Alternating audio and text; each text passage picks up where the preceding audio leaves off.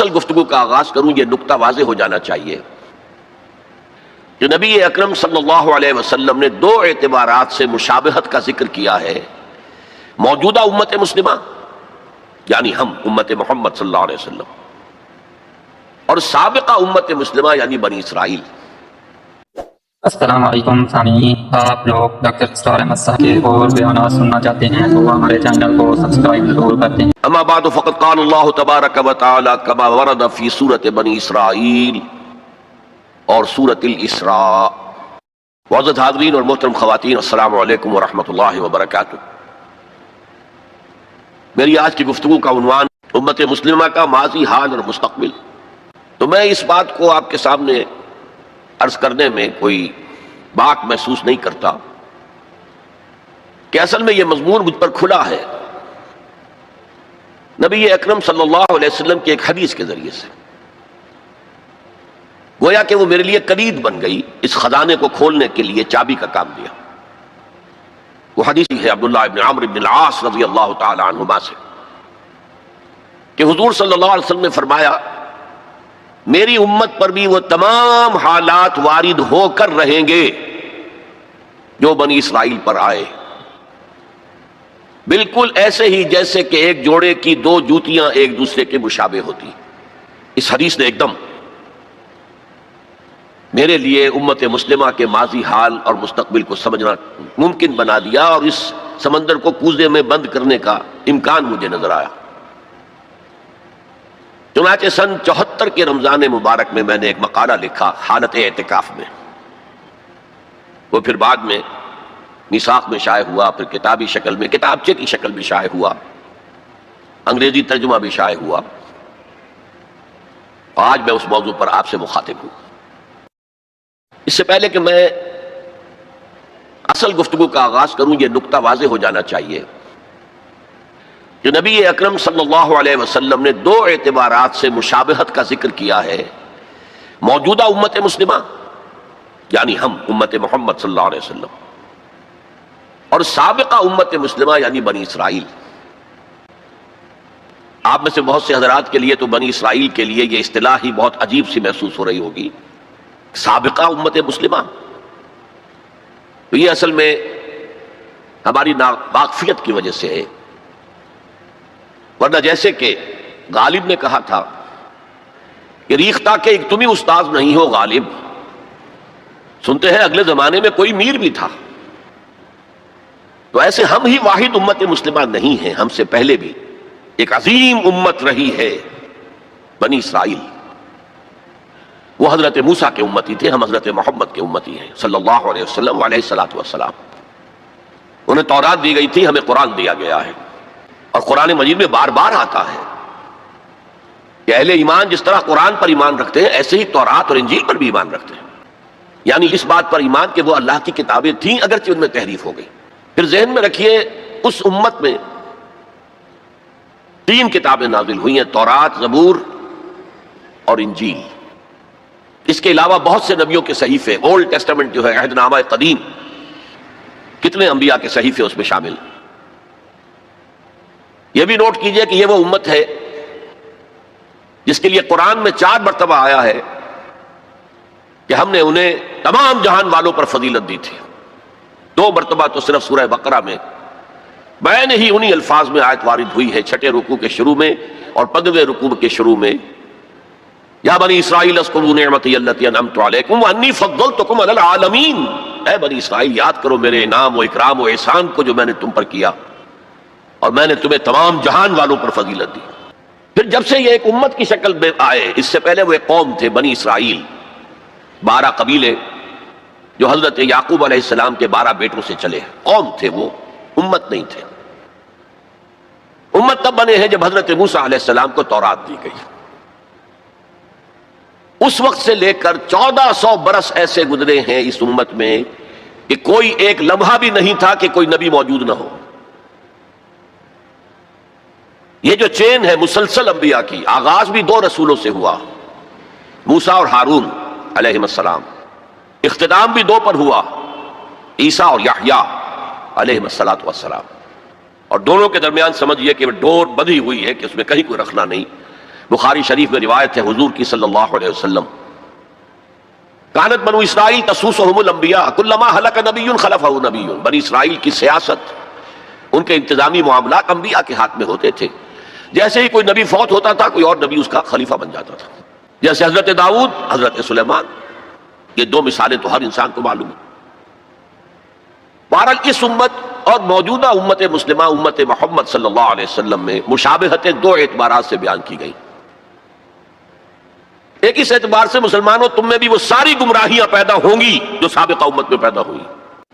لَتَتَّبِعُنَّ سُنَنَ مَنْ كَانَ قَبْلَكُمْ، تم لازماً پیروی کرو گے ان کے طور طریقوں کی کہ جو تم سے پہلے تھے، حتیٰ کہ اگر وہ گوہ کے بل میں گھسے تھے تم بھی گھسو گے، اور اگر ان میں سے کوئی شقی ایسا اٹھا تھا کہ اس نے اپنی ماں سے زنا کیا تو تم میں بھی کوئی بدبخت ضرور ایسا اٹھے گا جو اپنی والدہ سے زنا کرے گا۔ تو یہ تو ہے گمراہیوں کا معاملہ، امت کے اندر پیدا ہونے والی اعتقادی اور عملی گمراہیاں۔ چنانچہ اس کے ضمن میں جو 10 رکوعوں پر مشتمل فرد جرم عائد کی گئی ہے بنی اسرائیل پر سورہ بقرہ میں، 5ویں رکوع سے شروع ہوتی ہے بات اور 15ویں رکوع کے آغاز تک چلتی ہے، اس میں در حقیقت ہم اپنی موجودہ کیفیت کا اس آئینے میں مشاہدہ کر سکتے ہیں۔ وہ ساری اعتقادی اور عملی گمراہیاں ہمارے اندر پیدا ہوئی۔ ہم تو بخشے بخشائے ہیں، سیغفر لنا، ہم تو اللہ کے محبوب اور چہیتے ہیں، ہمیں تو آگ جہنم کی چھوئے ہی کہ نہیں چھوئے گی تو گنتی کے چند دن۔ پھر دین کے اندر تفریق، کچھ احکام ماننے کچھ نہ ماننے، جس کا میں حوالہ اس سے پہلے دے چکا ہوں۔ افتؤمنون ببعض الکتاب وتکفرون ببعض۔ پھر یہ کہ دین کے ظاہر کے اوپر ہی اپنی ساری توجہ جو ہے مرکوز کر دینا، باطنی اس کی حقیقت اور باطنی روح سے صرف نظر کر لینا، ظاہری چیزوں میں بال کی کھال اتارنا اور چھوٹی چھوٹی چیزوں پر کفر کے فتوے لگا دینا، جیسے کہ حضرت مسیح نے کہا تھا کہ تم مچھر چھانتے رہ جاتے ہو اور سموچے اونٹ نکل جاتے ہو۔ رفع یدین پر تو ہو رہا ہے من دیگرم تو دیگری، تم اور ہو میں اور ہوں، اور سودی کاروبار میں بھی کر رہا ہوں وہ بھی کر رہا ہے، کوئی پرواہ نہیں۔ تو ایک پہلو تو یہ ہے، اور وہ بھی ہمارے لیے بہت توجہ طلب ہے کہ ان آیات کو پڑھتے ہوئے ہم اپنا جائزہ لیتے رہیں کہ اصل میں ان آیات میں سورہ بقرہ کے 10 رکوعوں میں اللہ تعالیٰ نے پیش کی ایک آئینہ ہمارے سامنے رکھ دیا کہ اس اعتبار سے تمہارے اندر بھی گمراہیاں پیدا ہو کر رہیں گی، تاکہ جن کو بھی اللہ توفیق دے وہ اس آئینے میں اپنی تصویر دیکھ کر اپنی اصلاح کی طرف متوجہ ہو جائیں۔ دوسرا، اس حدیث میں حضور نے فرمایا کہ جو حالات ان پر وارد ہوئے تھے، ایک ہے ان کی اپنی اعتقادی اور عملی گمراہیاں، ایک ہے جو حالات ان پر واقع ہوئے تھے، وہی حالات امت محمد صلی اللہ علیہ وسلم پر بھی واقع ہوں گے۔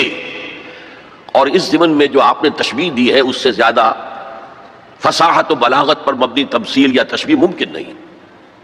جیسے ایک جوتی کے 2 جوتے، ایک جوڑے کے 2 جوتے، اگر آپ ان کو زمین پر رکھا ہوا دیکھیں گے تو فرق نظر آئے گا، ایک کا پنجہ یوں ہے ایک کا پنجہ یوں ہے، فرق ہے۔ ان کے تلوے ملا دیجئے تو بال برابر فرق نہیں۔ تو ویسے تو ظاہر بات ہے ان دونوں امتوں کی تاریخ میں 2000 سال کا فصل ہے، نصف صدی کا قصہ ہے، 2-4 برس کی بات نہیں۔ تو ایگزیکٹلی تو وہ حالات نہیں ہو سکتے، لیکن یہ کہ اگر آپ تھرو دی لائنز ریڈ کر سکتے ہو بین السطور، تو واقعہ یہ ہے کہ بالکل کاربن کاپی ہے، جو کچھ ان پر بیتا وہی ہم پر بیتا۔ اور جیسا کہ میں نے عرض کیا، اسی حدیث کی روح سے، اور پھر یہ آیات جو آج تلاوت بھی کی گئی، جن کی قرات کی گئی، جن کا ترجمہ آپ کو جناب منظور شیخ صاحب نے بھی سنا دیا، میں بھی کچھ ترجمہ کروں گا۔ ان آیات پر جب میں نے غور کیا، اس حدیث کی روح سے ان چند آیات میں جو خزانہ تھا، صندوق تھا، اس کا اسے کھولا، تو جو بات سامنے آئی ہے وہ آج آپ کے سامنے رکھ رہا ہوں۔ دوسری بات جو میں چاہتا ہوں کہ واضح ہو جائے وہ یہ ہے کہ میرا موضوع ہے امت کا ماضی، حال اور مستقبل۔ اسلام کا ماضی، حال اور مستقبل یہ دوسرا موضوع ہے، ان دونوں کو ایک شے نہ سمجھیے۔ اسلام کا عروج حضور کے اور خلافت راشدہ کے دور میں ہوا، اور خلافت راشدہ کے اختتام کے ساتھ اس کا زوال شروع ہو گیا۔ وہ زوال تقریباً 1400 برس تک مسلسل مسلسل مسلسل مسلسل مسلسل جاری رہا۔ ہاں، اب وہ وقت آنے والا ہے کہ پھر اس کا ایک عروج ہوگا، لیکن امت کا معاملہ اس کے برعکس ہے۔ امت ایک مرتبہ اٹھی، پھر گری، پھر اٹھی، پھر گری۔ اور بنی اسرائیل کے لیے انہی 4 ادوار کا تذکرہ ہے جو ان آیات میں ہے۔ ہم نے یہ فیصلہ سنا دیا تھا، پیش کی بنی اسرائیل کو، وَقَضَيْنَا إِلَىٰ بَنِي إِسْرَائِيلَ فِي الْكِتَابِ، اپنی کتاب میں، تورات میں، لَتُفْسِدُنَّ فِي الْأَرْضِ مَرَّتَيْنِ، تم 2 مرتبہ زمین میں بڑا فساد بچاؤ گے، وَلَتَعْلُنَّ عُلُوًّا كَبِيرًا، اور سرکشی کرو گے، بہت اونچی سرکشی، بہت بڑی سرکشی۔ اب یہاں پر حذف سمجھیے، محذوف سمجھیے، انڈرسٹوڈ سمجھیے کہ جب یہ وقت آئیں گے تو تم پر ہمارے عذاب کے شدید کوڑے پڑیں گے، اس لیے کہ آگے جو لفظ وعدہ آ رہا ہے، فَإِذَا جَاءَ وَعْدُ أُولَاهُمَا، تو وعدہ تو عذاب کا تھا، اصل میں یہ تو خبر تھی، صرف یہ وعدہ نہیں تھا کہ تم 2 مرتبہ اپنی تاریخ کے دوران بہت شدید سرکشی کرو گے، اللہ کے خلاف، اللہ کے دین کے خلاف، اللہ کی شریعت کے خلاف بہت فساد بچاؤ گے۔ اور یہاں جیسا کہ میں نے عرض کیا، اب امپلائڈ سمجھیے، اور اس پر ہمارے عذاب کے شدید کوڑے تم پر برسیں گے۔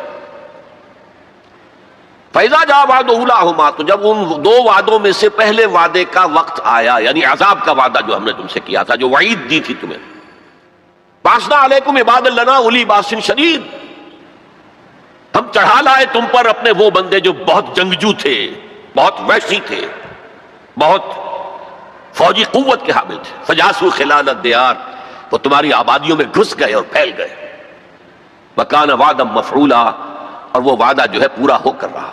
اس سے واضح ہو گیا وعدہ عذاب کا تھا۔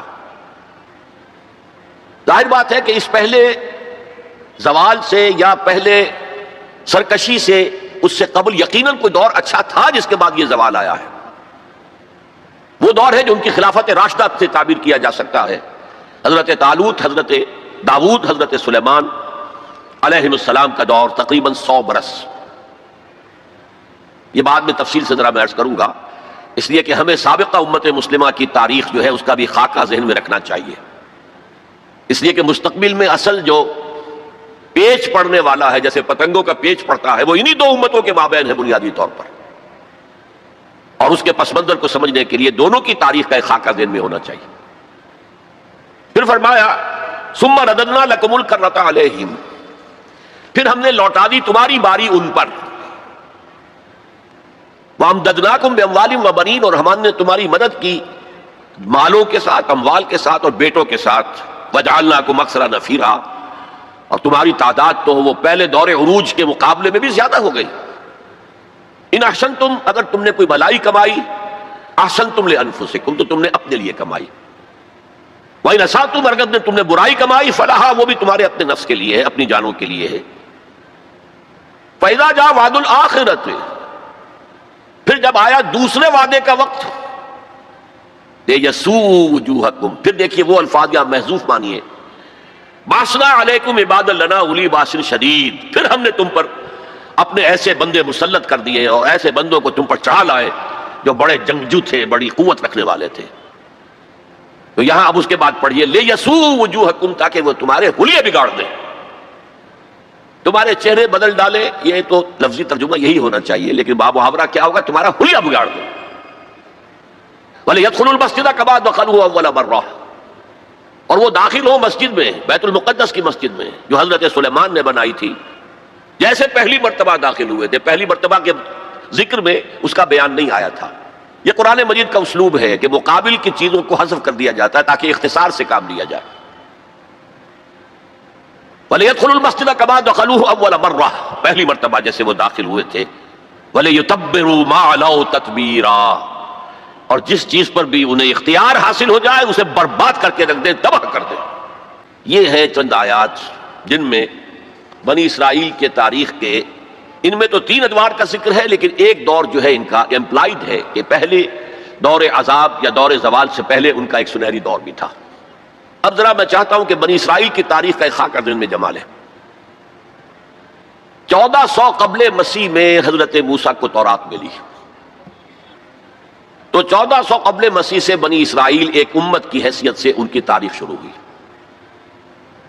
حضرت موسیٰ کے زمانے میں جب تورات حاصل کرنے کے بعد پھر آپ آگے بڑھے فلسطین کی طرف، اور آپ نے بنی اسرائیل سے کہا کہ اب داخل ہو جاؤ اور جنگ کرو، جو لوگ یہاں ہیں انہیں یہاں سے نکالو، مشرکین ہیں، نہایت گمراہ قومیں یہاں آباد ہیں، یہاں سے نکالو، تاکہ یہ سرزمین جہاں تمہارے جد امجد ابراہیم رہتے تھے، یہ سرزمین جہاں تمہارے جد امجد اسحاق رہتے تھے، حضرت یعقوب رہتے تھے، اور جہاں سے وہ ہجرت کر کے مصر تشریف لے گئے تھے، تم دوبارہ وہ زمین حاصل کر لو. لیکن انہوں نے جنگ سے صاف انکار کر دیا. فَاذْهَبْ أَنْتَ وَرَبُّكَ فَقَاتِلَا إِنَّا هَاهُنَا قَاعِدُونَ. اے موسیٰ جاؤ، تم جاؤ، تمہارا رب جائے، تم جا کے جنگ کرو، وہ تو بڑے بڑے قوی الجثہ لوگ ہیں، بڑے خوخار لوگ ہیں، ہم ان سے جنگ کرنے کی پوزیشن میں نہیں ہیں، ہم تو یہاں بیٹھے ہیں. حضرت موسیٰ پر اس قدر شدید بیزاری طاری ہوئی، آپ نے اللہ کی جناب میں دعا کی، رب انی لا املک الا نفسی و اخی، پروردگار مجھے تو اختیار ہے تو اپنی جان پر اور اپنے بھائی ہارون کی جان پر. اور یہ پوری قوم انکار کیے بیٹھی ہے. 6 لاکھ میں سے صرف 2 افراد نکلے تھے، یوشع ابن نون جو بعد میں جانشین ہوئے حضرت موسیٰ کے اور نبی تھے، جوشوا کہتے ہیں بائبل میں انہیں، اور کالب بن یفنہ، یہ دو رسول، 2 ان کے یہ امتی، 4 آدمی. ظاہر بات ہے کہ وہ کیسے جنگ کرتے. تو حضرت موسیٰ کی دعا تھی کہ رب انی لا املک نفسی الا نفسی واخی فافرق بیننا و بین القوم الفاسقین. تو اے اللہ اب ہمارے اور ان فاسقوں کے درمیان علیحدگی کر دے، میں اب ان کے ساتھ نہیں رہنا چاہتا، ان ناہنجاروں کے ساتھ نہیں رہنا چاہتا. اللہ نے فرمایا نہیں موسیٰ، رہنا تو ہوگا تمہیں انہی کے ساتھ. البتہ انہیں ہم یہ سزا دے رہے ہیں کہ 40 برس تک یہ ارض مقدس اب ان پر حرام ہو گئی، اسی صحرائے سینا میں بھٹکتے پھریں گے. یتیہون فی الارض، اسی سے اس سینا کے صحرا کو صحرائے تیر کہا جاتا ہے، یتیہون فی الارض. اسی 40 سال کے دوران میں حضرت موسیٰ کا انتقال ہو گیا، حضرت ہارون کا انتقال ہو گیا، بلکہ یوں سمجھیے کہ تقریباً پوری نسل جو مصر سے نکل کر آئی تھی وہ فوت ہو گئی. اب ایک نئی نسل پیدا ہوئی صحرا میں، جو غلامی کا داغ اٹھائے ہوئے نہیں تھی، صحرا کی وسعتوں میں پیدا ہوئے. جیسے کہ اقبال کہتا ہے، فطرت کے مقاصد کی کرتا ہے نگہبانی، یا بندہ صحرائی یا مرد کوہستانی. شہری لوگوں کے اندر تو طرح طرح کی کمزوریاں آ جاتی ہیں، اخلاقی اعتبار سے بھی. بڑے بڑے شہر، ان کے اندر جو بھی خرابیاں آتی ہیں وہ سب کو معلوم ہے. تو فطرت کے مقاصد کی کرتا ہے نگہبانی، یا بندہ صحرائی یا مرد کوہستانی. تو صحرا میں جو نسل پیدا ہوئی اب 40 سالوں میں اور وہ جوان ہو گئی، اس نے پھر جوشوا یعنی حضرت یوشع ابن نون کی سرکردگی میں جہاد کیا، قتال کیا. جیریکو، اریحا اس کا نام تھا، آج کل آپ پڑھتے ہوں گے اخبارات میں، وہ اسرائیل میں اور جو فلسطین کے شہروں میں جیریکو ایک مشہور شہر ہے، سب سے پہلے وہ فتح کیا، اس کے بعد پورا فلسطین فتح کر لیا. غلطی یہ کی کہ کوئی ایک مرکزی حکومت قائم نہیں کی، 12 قبیلوں نے 12 چھوٹی چھوٹی ریاستیں بنا لی. اب 12 ریاستیں ہوں گی تو آپس میں کھٹ پٹ بھی ہوگی، اختلافات بھی ہوں گے. جیسے ہمارے دور زوال میں ہندوستان میں جب مغلیہ سلطنت کا جو کنٹرول تھا وہ ڈھیلا پڑ گیا، تو اب ہر جگہ پر راجے ہیں، مہاراجے ہیں، نواب ہیں، لوکل لوگ کھڑے ہو گئے اور ان پر کوئی کنٹرول اب مرکز کا نہیں رہا.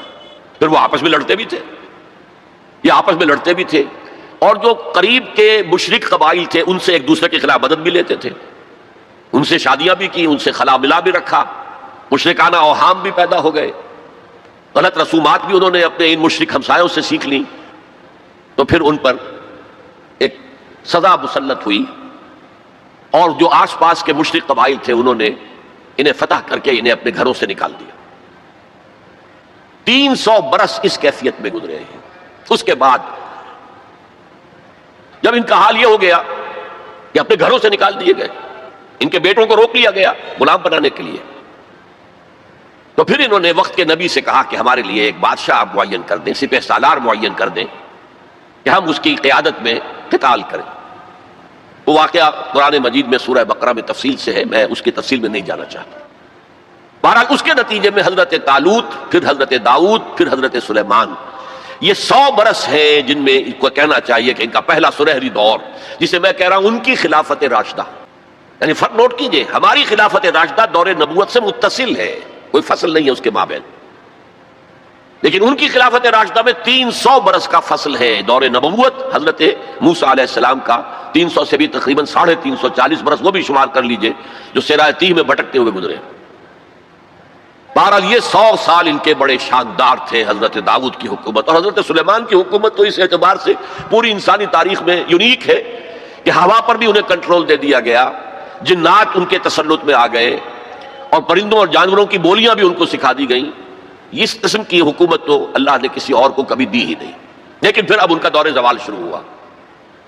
حضرت سلیمان کے 2 بیٹوں کے درمیان سلطنت تقسیم ہو گئی. شمالی اسرائیل چھوٹی تھی اور بڑی یہودا 2 حصوں میں تقسیم ہو گئی.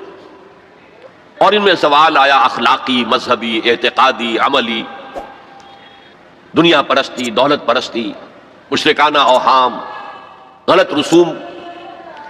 اس کے نتیجے میں پھر اللہ کے عذاب کا پہلا کوڑا جو ہے، بڑا کوڑا، وہ پڑا، اور وہ 2 حصوں میں آیا، نوٹ کر لیجئے۔ پہلے اشوریوں نے، سیریا کے رہنے والے اشوریوں نے حملہ کیا اور شمالی سلطنت اسرائیل کو تہس نہس کر دیا، ختم کر دیا۔ یہ ہوا ہے تقریباً 700 قبل مسیح۔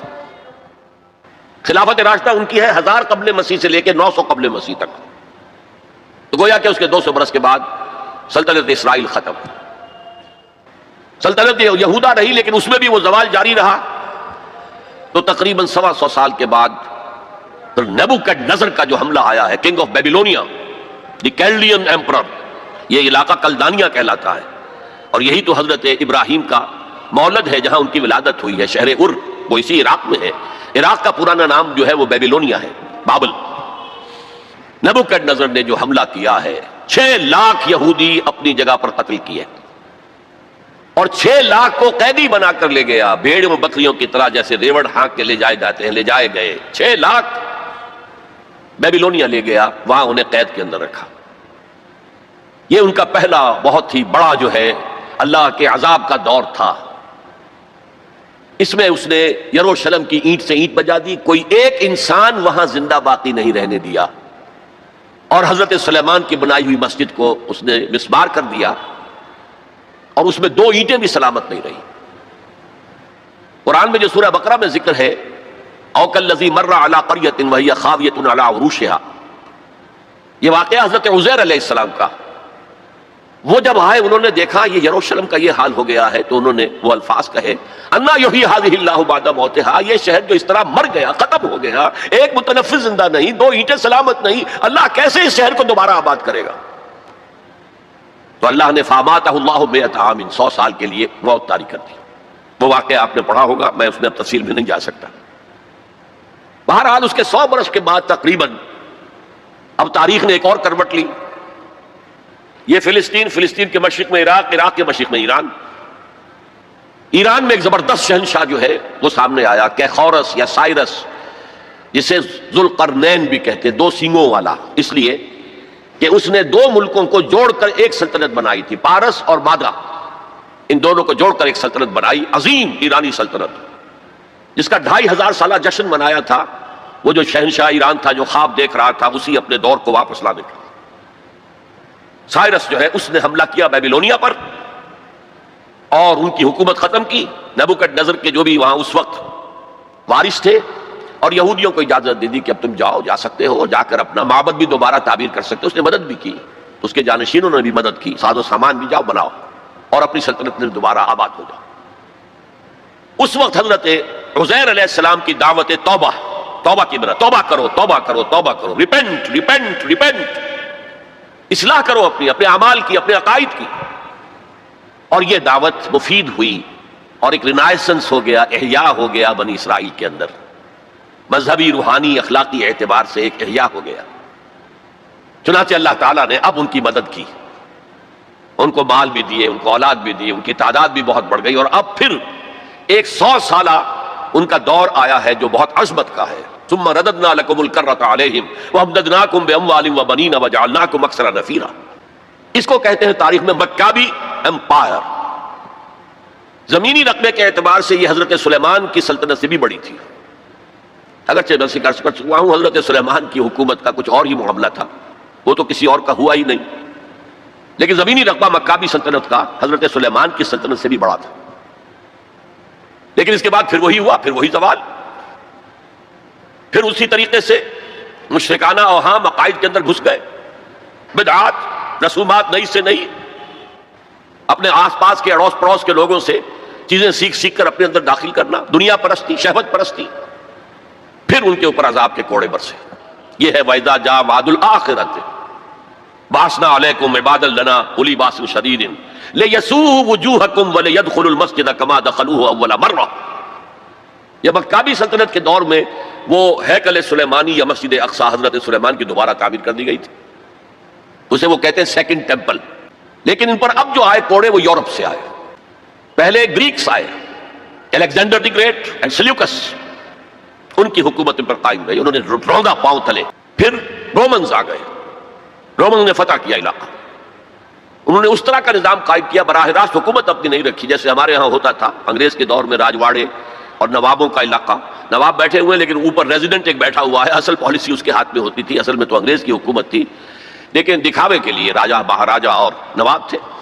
اس طرح وہ یہودی حکومت انہوں نے قائم رکھی وہاں، لیکن اصل طاقت اپنے ہاتھ میں رکھی. تو کچھ یہودی بار بار بغاوتیں کرتے رہے، وہ چاہتے تھے کہ رومن سے ہم خلاصی حاصل کریں، اور ان کو دبایا بھی جاتا رہا. اسی دور میں حضرت مسیح کی ولادت ہوئی، اسی دور میں پھر انہوں نے اپنی دعوت پیش کی. اسی دور میں پھر ان کے بڑے بڑے جو صوفیاء تھے، فقہاء تھے، مفتی حضرات تھے، انہوں نے حضرت مسیح کو کافر اور مرتد واجب القتل قرار دیا، اور اپنے بس پڑتے انہیں سولی پر چڑھوا کے دم لیا. اگرچہ اللہ نے جو کچھ کیا وہ بالکل مختلف ہے، انہیں سولی پر چڑھنے ہی نہیں دیا. ولیکن شبہ لہم، ایک اور شخص کی شباہت بنا دی گئی حضرت عیسیٰ کی سی، اور وہ ہے جو سولی چڑھا اور گرفتار ہوا. اور انجیل برنباس سے معلوم ہوتا ہے، ہمارے پاس اس کا کوئی سورس نہیں تھی، ہمارے کسی مفسر نے، کسی محدث نے حضور سے بھی نقل نہیں کیا، لہذا ہمیں یہ تو معلوم تھا، یہ تو ہمارا عقیدہ ہے کہ حضرت مسیح سولی نہیں چڑھے، وہ قتل نہیں ہوئے. ما قتلوہ وما صلبوہ ولکن شبہ لہم، لیکن کیسے شبہ کیا، کس کو مشابہ بنایا، کون سولی چڑھا، ہمیں معلوم نہیں تھا. یہ تو پوپ کی لائبریری سے نکلی ہے انجیل برنباس، ایونجیلیم برنابے، اس نے واضح کیا ہے کہ جس حواری نے دھوکہ دیا تھا یا غداری کی تھی، اسی کی شکل اللہ نے حضرت عیسیٰ کی سی بنا دی. اور حضرت عیسیٰ کو جب وہ سپاہی پکڑنے کے لیے آئے تو جس کوٹھڑی میں وہ بیٹھے ہوئے تھے، باغ کے اندر وہ پوش تھے، اس کی چھت پھٹی، 4 فرشتے نازل ہوئے اور حضرت عیسیٰ کو لے گئے، اور اس شخص کی شکل حضرت عیسیٰ کی بنا دی گئی. وہ پکڑا گیا اور وہ سولی چڑھا، واللہ اعلم. لیکن یہ قرین قیاس ہے بہت. بہرحال اس کے بعد بھی ان کا زوال باقی رہا، انہوں نے حضرت عیسیٰ کو تو رد کر دیا، انہیں ولد الزنا قرار دیا، حضرت مریم پر تہمت لگائی، بہتان عظیمہ قرآن کہتا ہے، مریم پر بہتان عظیم. اس کے بعد سن 70 عیسوی میں، یعنی حضرت مسیح کے رفع سماوی کے تقریباً 40 برس بعد، پھر ان زیلوٹس نے، یہ جو بار بار بغاوت کرتے تھے یہودیوں میں سے، انہیں زیلوٹس کہا جاتا ہے، بڑے جوشیلے لوگ، انہوں نے ایک بڑی بغاوت کی. تو ایک جو جرنیل تھا رومن، ٹائٹس، تیتوس کہتے ہیں اسے عربی میں، تیتوس، توئے یہ توئے واو سین، ٹائٹس، اس نے پھر جو کرش کیا ہے اس ریبیلین کو، 1,33,000 یہودی ایک دن میں قتل کیا. Second temple again razed to the ground, کوئی اس کی ایک اینٹ بھی سلامت نہیں رہی، سوائے وہ ایک دیوار اس کی جو ہے باقی رہ گئی ہے، جسے یہ ویلنگ وال کہتے ہیں، اور وہاں جاتے ہیں اور ماتم کرتے ہیں اور روتے ہیں اور تورات پڑھتے ہیں، صرف وہ رہ گیا، باقی کچھ نہیں رہا. اور انہیں حکم دے دیا نکل جاؤ یہاں سے، فلسطین سے دفع ہو جاؤ، جہاں سینگ سمائے چلے جاؤ. یورپ میں چلے گئے، ایشیا کے ممالک میں چلے گئے، افریقہ کے ممالک میں چلے گئے، ایران میں آ گئے، ترکی میں آ گئے وغیرہ. یہاں سے ان کا ڈایاسپورا شروع ہوا کہ یہ اپنے وطن سے باہر نکال دیے گئے. ڈایاسپورا، دور انتشار. یہ دور انتشار ان کا جاری رہا جاری رہا جاری رہا جاری رہا جاری رہا تقریباً 1900 برس تک یا 1850 برس تک. اس کے بعد ان کے اندر زائنسٹ موومنٹ کھڑی ہوئی جو سیکولر تھی، ان کا مذہب سے کوئی تعلق نہیں تھا، بیشتر بینکرز تھے. انہوں نے زائنزم کی تحریک کو منظم کیا. 1897 میں انہوں نے protocols of the world Zionism وہ پاس کیے، اور اس کے بعد انہوں نے لابینگ جو کی ہے برطانیہ کی حکومت سے، تو اس سے بالفور ڈکلریشن لے لیا 1917 میں، جس سے انہیں واپس آ کر فلسطین میں آباد ہونے کا حق مل گیا. اس کے بعد 1948 میں ان کی ریاست امریکہ نے قائم کرا دی، UNO کے تھرو اسرائیل قائم ہو گئی. 1967 میں اس نے اپنی حدود بڑھا لی، اور جو 1948 میں اسرائیل قائم ہوا تھا اس میں یروشلم کو 2 حصوں میں تقسیم کیا گیا تھا. مشرقی حصہ مسلمانوں کے پاس رہے گا، فلسطینیوں کے پاس، مغربی حصہ جو ہے وہ یہودیوں کے پاس رہے گا. اور مشرقی حصے ہی میں وہ ٹیمپل ماؤنٹ ہے جہاں کبھی ہوتا تھا ان کا معبد، وہ اسے چونکہ ٹیمپل کہتے ہیں اس لیے ٹیمپل ماؤنٹ، وہ پہاڑی جس کے اوپر کے وہ ٹیمپل تھا.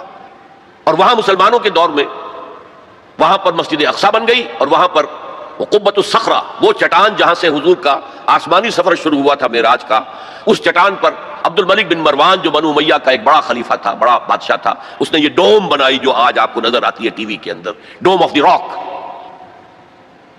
اب جو ان کا پروگرام ہے وہ میں پھر بعد میں عرض کروں گا مستقبل کے حوالے سے، لیکن یہ نوٹ کر لیجئے کہ اسی ڈایاسپورا کے دوران، ڈایاسپورا تو شروع ہو گیا سن 70 عیسوی میں، اس کے پورے 500 برس بعد ولادت ہوئی ہے حضور کی صلی اللہ علیہ وسلم، اور اسی عرصے کے دوران سن 300 عیسوی میں ایمپرر کانسٹنٹائن نے عیسائیت قبول کر لی اور پورا جو ہے رومن امپائر عیسائی ہو گئی۔ تو حضور کے زمانے میں یروشلم پر قبضہ تھا عیسائیوں کا، ہیراکلیس ہرقل اس کی حکومت تھی، اور حضرت عمر کے زمانے میں جب فتح ہوا ہے یروشلم تو عیسائیوں نے ہینڈ اوور کیا ہے۔ وہ بھی ایک لمبی کہانی ہے، کیوں کیا ہے، کیسے کیا ہے، اس وقت میں اس میں نہیں جانا چاہتا۔ بہرحال یہ خاکہ ذہن میں جمائیے کہ ان کا پہلا عروج حضرت موسیٰ کے 300 برس بعد، 100 برس کا ان کی خلافت راشدہ کا دور، پھر ان کا زوال اسیرینز کے ہاتھوں پٹائی اور نیبوکڈنیزر کے ہاتھوں پٹائی، اور the period of captivity in Babylonia. پھر ان کو سائرس نے نجات دی، آ کر سیکنڈ ٹیمپل بنایا، اور پھر اللہ تعالیٰ نے ان کی توبہ کو قبول کیا اور ایک رینائسنس ان میں ہو گیا، احیاء مذہب ہو گیا، اخلاق بھی اچھے ہو گئے، توبہ کر لی تو اللہ نے پھر ان پر فضل فرمایا اور مکہ بھی سلطنت قائم ہو گئی۔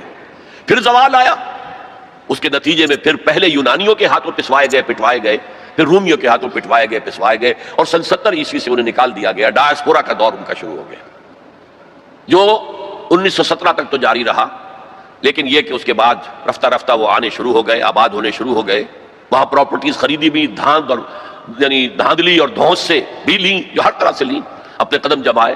پھر جیسا کہ میں نے عرض کیا 1948 میں اسرائیل قائم ہو گیا، 1967 میں اس نے اپنی حدود بڑھائی۔ اب آئیے اس خاکے میں رنگ بھریے امت مسلمہ کی تاریخ کا۔ پہلا فرق یہ ہے کہ ہماری دور خلافت راشدہ متصل ہے دور نبوت اور رسالت سے۔ میں وہ حدیث آپ کو اس کا پہلا حصہ سنا چکا ہوں، آج بعد میں مجھے اس کا بقیہ حصہ بھی آپ کو سنانا ہے۔ حضور نے فرمایا تھا تکون النبوۃ فیکم ما شاء اللہ وتکون، اے مسلمانوں نبوت تمہارے مابین موجود رہے گی جب تک اللہ چاہے گا کہ موجود رہے، یعنی میں موجود رہوں گا تمہارے مابین جب تک اللہ چاہے گا۔ ثم یرفع اللہ اذا شاء یرفع، پھر اللہ اٹھا لے گا نبوت کو، یعنی مجھے، میرا انتقال ہو جائے گا جب اللہ چاہے گا۔ ثم تکون خلافۃ علی منہاج النبوۃ، پھر خلافت علی منہاج النبوت کا دور آئے گا۔ فتکون ما شاء اللہ تکون، وہ بھی رہے گا جب تک کہ اللہ چاہے گا کہ رہے۔ ثم یرفع اللہ اذا شاء یرفع، پھر اللہ اسے بھی اٹھا لے گا جب اللہ چاہے گا۔ ثم تکون ملکا عاضا، پھر کاٹ کھانے والی ملوکیت کا دور آئے گا۔ یہاں سے اسلام کا زوال شروع ہو گیا، دور نبوت، دور خلافت راشدہ، مکمل اسلام، کامل اسلام، علی منہاج النبوۃ خلافت، نبوت کے ہیں نقش قدم پر خلافت۔ یہ تھا ہمارا جو اصل ہماری معراج تھی امت مسلمہ کی۔ لیکن اب کیا ہوا؟ اسلام کا زوال، جیسے کہ حضور نے فرمایا تھا بدأ الاسلام غریبا وسیعود کما بدأ فطوبی للغرباء، اسلام کا آغاز ہوا تھا کہ وہ اجنبی سی شے تھی، کوئی اس کا پہچاننے والا جاننے والا تھا ہی نہیں، پھر گویا کہ اس میں انڈرسٹوڈ ہے، پھر اسلام کا غلبے کا دور آ گیا۔ لیکن ان قریب اسلام پھر غریب ہو جائے گا، سیعود، ان قریب لوٹ جائے گا اسلام حالت غربت میں۔ فطوبی للغرباء، تو مبارکباد ہے ان لوگوں کے لیے جو اسلام کے غریب اور اجنبی ہونے کے دور میں خود اجنبی ہو جائیں لیکن اسلام کا دامن ہاتھ سے نہ چھوڑیں۔ لوگ کہیں یہ دقیانوسی ہیں، یہ ملاٹے ہیں، یہ فلاں ہیں، یہ فلاں ہیں، نجات پسند ہیں، فینیٹکس ہیں، جو بھی کہیں سنیں، لیکن یہ ہے کہ اسلام کے دامن سے چمٹے رہیں۔ فطوبی للغرباء، تو اسلام کا تو میں پہلے بھی بتا چکا، آپ دوبارہ نوٹ کر لیجئے، خلافت راشدہ کے اختتام سے زوال شروع ہوا اور وہ جاری رہا درجہ بدرجہ۔ اس کو سمجھانے کے لیے ایک تمثیل ہے، شاہ اسماعیل رحمۃ اللہ علیہ نے شہید کہا ہے کہ اسلامی نظام کے گویا کہ 6 منزلہ عمارت تھے۔ پہلی منزل فوراً گر گئی، یعنی حکومت کا شورائی نظام ختم ہو کر خاندانی نظام جو ملوکیت کی بنیاد ہوتا ہے وہ شروع ہو گیا۔ پھر بھی 5 منزلیں انٹیکٹ رہیں، آخر اس شریعت کے مطابق فیصلے ہو رہے تھے، قانون تو شریعت ہی کا تھا، یوں سمجھیے کہ اوپر کا دستور بدل گیا تھا۔ لیکن پھر ایک وقت آیا کہ وہ منزلیں اور گری، پھر دوسری گری، پھر تیسری گری، پھر ہم پر کولونیلزم کا دور آیا۔ اب وہ ہمارے قاضی بھی ختم، مفتی بھی ختم، تو اسلام اور سکڑتا چلا گیا۔ بس نماز روزہ حج زکوٰۃ کر لو، شادی بیاہ کے رسومات اپنی مرضی کے مطابق کر لو، سور نہ کھاؤ، شراب نہ پیو، اتنا اسلام رہ گیا۔ تو سکڑتا سکڑتا اسلام جہاں تک آ چکا ہے آج وہ آپ کے سامنے ہے۔ لیکن اسلام کا تو زوال شروع ہو گیا خلافت راشدہ کے بعد، امت کا عروج جاری رہا۔ یہ پہلا دور عروج 600 برس تک جاری رہا، under the leadership of the Arabs, بنو امیہ کا دور، بنو عباس کا دور، ہارون الرشید کا دور، مامون الرشید کا دور، کہ عظیم سلطنت تھی، عظیم مملکت تھی، دنیا کی عظیم ترین اس وقت یہ مملکت کے درجے میں تھی، علوم کا چرچا ہو رہا تھا، فنون کا چرچا ہو رہا تھا، کتابیں ٹرانسلیٹ ہو رہی ہیں، یونانی سے سائنس اور فلسفے کی کتابیں جو ہیں وہ ٹرانسلیٹ کی جا رہی ہیں، ہندوستان سے لیا جا رہا ہے. یہ سب کچھ جو ہے یہ ان کا قومی اعتبار سے، مسلمانوں کے ایک قوم کے اعتبار سے یہ عروج ہے. دور بنو عباس تقریباً 600 برس کا ہے یا 500 برس کا، ان میں سے 200-250 برس ان کے بڑے عروج کے، پوری مملکت ایک تھی، کنٹرول ایک تھا. پھر جیسے ہمارے ہاں سلطنت مغلیہ کہنے کو تو 1857 تک رہی ہے، ظاہر بات ہے کہ وہ اصل جو دور تھا وہ اورنگزیب عالمگیر پر ختم ہو گیا تھا. اس کے بعد تو کھنڈر بتا رہے ہیں عمارت عظیم تھی، عمارت کو گرتے گرتے وقت لگتا ہے. اسی طرح اس کے بعد اس وقت پھر جب اور ان کے ہاں عیاشیاں شروع ہو گئیں، کوہ قاف کا سارا حسن نسوانی لا کر محلوں میں، ہزاروں کی تعداد میں کنیزیں ہیں، ناو نوش ہے، رقص و سرود ہے، کیا نہیں تھا جو ہوا ہے. زوال عوام کے اندر بدعات، رسومات، یہ ساری چیزیں ہوئیں تو اللہ کے عذاب کے اب کوڑا پڑا، پہلا کوڑا، زبردست کوڑا. جیسے وہاں 2 حصوں میں آیا تھا، کاربن کاپی بتا رہا ہوں آپ کو، حزب النال بن نال. پہلے شمال سے آئے کروسیڈرز، صلیبی ہورڈز، انہوں نے میڈیٹرینین کا سارا ساحلی علاقہ تہس نہس کر دیا اور 1099 میں یروشلم بھی فتح کر لیا. اور اتنا خون بہایا ہے، اتنا خون بہایا ہے، وہ خود یہ لکھتے ہیں ان کے ہسٹورینز کہ جب صلیبی داخل ہوئے ہیں ان کے فوجی گھوڑوں کے اوپر سوار ہو کر تو گھوڑوں کے گھٹنوں تک خون کی ندیاں بہ رہی تھیں. اس کے بعد 88 برس تک یہ یروشلم عیسائیوں کے قبضے میں رہا. 88 لانگ ایئرز. کھویا عربوں نے، واپس لینے کی سکت عربوں میں نہیں تھی. عیاشیوں کی وجہ سے وہ کمزور ہو چکے تھے، کھوکھلے ہو چکے تھے. واپس لینے والا کرد تھا، کرد خون، صلاح الدین ایوبی رحمت اللہ علیہ. یہ ہوا 1187 عیسوی میں. 1099 میں قبضہ ہوا، 1187 عیسوی میں واپس لیا. 88 برس تک وہ کروسیڈرز کے قبضے میں رہا. اور اس کے بعد جیسے نبوکڈ نظر آیا تھا مشرق سے، عراق فلسطین کے مشرق میں ہے، تو ہم پر جو طوفان آیا ہے، جو مسلمانوں پر اس وقت عذاب الہی آیا ہے، وہ تاتاریوں کے ہاتھوں. کروڑوں مسلمان قتل ہوئے، لاکھوں کی بات نہیں ہے. بنی اسرائیل کی امت چھوٹی سی امت تھی، یہ امت بہت وسیع تھی. اگر ان کے لاکھوں قتل ہوئے تھے تو ان کے تو کروڑوں ہوئے. خارزم شاہ کی عظیم مملکت، سینٹرل ایشیا کی عظیم ترین سلطنت جو قائم ہوئی ہے تاریخ میں، ختم، تہس نہس. ایسا بھی کیا ہے تاتاری وحشیوں نے کہ ایک آبادی کے تمام انسانوں کو قتل کرنے کے بعد ان کے صرف سر علیحدہ کیے، سریاں، ان کو جمع کر کے ایک پہاڑی کی شکل بنائی. اس پہاڑی پر تخت جما کر ایک وحشی تاتاری سردار نے بیٹھ کر شراب پی. اور مسلمانوں پر دہشت اس درجے تھی کہ اگر 15-20 مسلمان بھی کہیں کوئی تاتاری جو ہے انہیں مل جاتا تھا اکیلا، اور وہ مسلح بھی نہیں، اور وہ کہتا تھا کھڑے رہو یہیں پر، میرے پاس اس وقت تلوار نہیں ہے، میں تلوار لے کر آ کے تم سب کو قتل کروں گا. وہ کھڑے رہتے تھے جیسے کہ بھیڑیں بکریاں کھڑی ہوں، اور وہ آ کر ایک ایک کو قتل کرتا تھا. ضربت علیہم الذلۃ والمسکنۃ وباؤوا بغضب من اللہ. یہ دور انتہائی تاریک دور تھا ہمارا، انتہائی تاریک دور تھا. عالم اسلام کا نقشہ وہی تھا جو حضرت عزیر نے جب دیکھا تھا یروشلم کو تو کہا تھا انا یحیی ھذہ اللہ بعد موتھا. اسی طرح سے عالم اسلام میں کوئی امید دور دور تک نظر نہیں آ رہی تھی کہ اس کا کوئی احیاء ہو سکے گا. لیکن پھر احیاء ہوا، دوسرا دور آیا، لیکن ایک فرق کے ساتھ. سابقہ امت جو تھی بنی اسرائیل، وہ ایک نسل پر مشتمل تھی، ایک قوم. اس کا احیاء بھی اسی کے اندر ہوا ہے. امت محمد ملٹی نیشنل امت تھی. عرب اس کا نیوکلیس تھے، کوئی شک نہیں، اب بھی نیوکلیس ہیں. لیکن جیسے کہ ایٹم کے مرکز میں تو نیوکلیس ہوتا ہے جس میں پروٹونز ہوتے ہیں، پازیٹیو چارج ہوتا ہے، پھر چاروں طرف اس کے الیکٹرانز گھوم رہے ہوتے ہیں. تو اسی طرح ان امیین کے گرد ایرانی آ گئے، شامی آ گئے، رومی آ گئے، تبتی آ گئے، بربر آ گئے، ہندی آ گئے، ترک آ گئے، یہ سب الیکٹرانز کی طرح ہے. لہذا اب جو احیاء ہوا ہے امت کا، وہ غیر عرب معزول کر دیے گئے. 1258 میں خارزم شاہ کی سلطنت کو تہس نہس کر کے، افغانستان کے اکثر حصے کو برباد کر کے، تہوبالا کر کے، پھر ایران کی سلطنت کو تہس نہس کر کے، اور عراق کے مشرقی پورے نصف حصے کو ختم کر کے 1258 عیسوی میں انہوں نے بغداد فتح کیا ہے، اور آخری خلیفہ بنو عباس کا مستعصم باللہ، اس کو محل سے نکالا ہے، ایک جانور کی کھال میں لپیٹ کر گلی میں ڈال دیا اور گھوڑے دوڑا دیے، کچل دیا، جس پر شیخ سعدی نے کہا تھا آسمان را حق بود گر خون بارت بر زمین بر زوال ملک مستعصم امیر المومنین، امیر المومنین مستعصم باللہ کے زوال پر اگر آسمان خون کی بارش کرے تو اسے حق ہے، آسمان را حق بود گر خون بارت بر زمین، بارش زمین پر آئے خون کی تو وہ حق ہے اسے، بر زوال ملک مستعصم امیر المومنین، خلیفہ مستعصم باللہ امیر المومنین کے اس انجام پر۔ اب نوٹ کیجئے جیسے وہاں پر پھر رینائسنس ہوئی تھی، لیکن میں بتا چکا وہ ہوئی اسی قوم کے اندر، یہاں یہ مجبوری نہیں تھی، ملٹی نیشنل ہے۔ جو احیاء اب ہوا کس کے ہاتھوں ہوا؟ انہی تاتاریوں کے ہاتھوں ہوا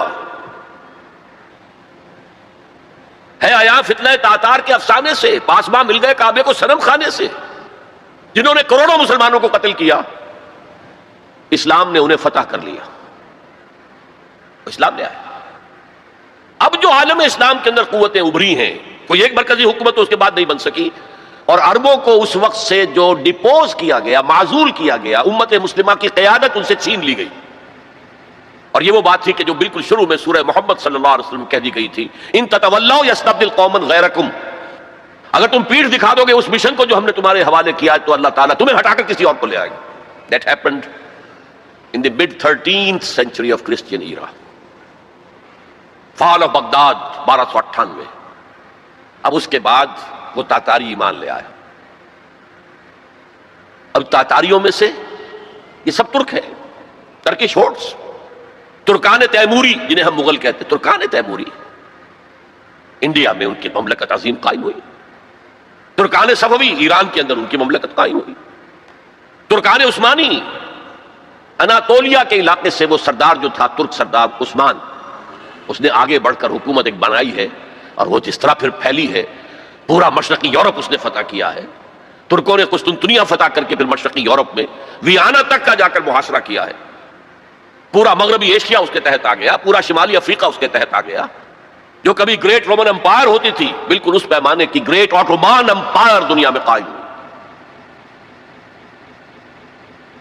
یہ سلطنت عثمانیہ، اس میں 400 برس تک خلافت بھی رہی، خلافت عربوں سے منتقل ہو کر ترکوں کے پاس آ گئی۔ خلافت عثمانیہ جسے ہم کہتے ہیں، اگرچہ وہ ملوکیت تھی، بنو امیہ کا دور بھی ملوکیت کا دور تھا، بنو عباس کا دور بھی ملوکیت کا دور تھا، اور یہ جو خلفائے عثمانی کہلاتے ہیں ترک، یہ بھی ملوکیت کا دور تھا، ملکن اعظم، کٹکھنی ملوکیت۔ یہ دور جو ہے یہ کافی طویل رہا ہے، 400 برس تک تو خلافت بھی رہی۔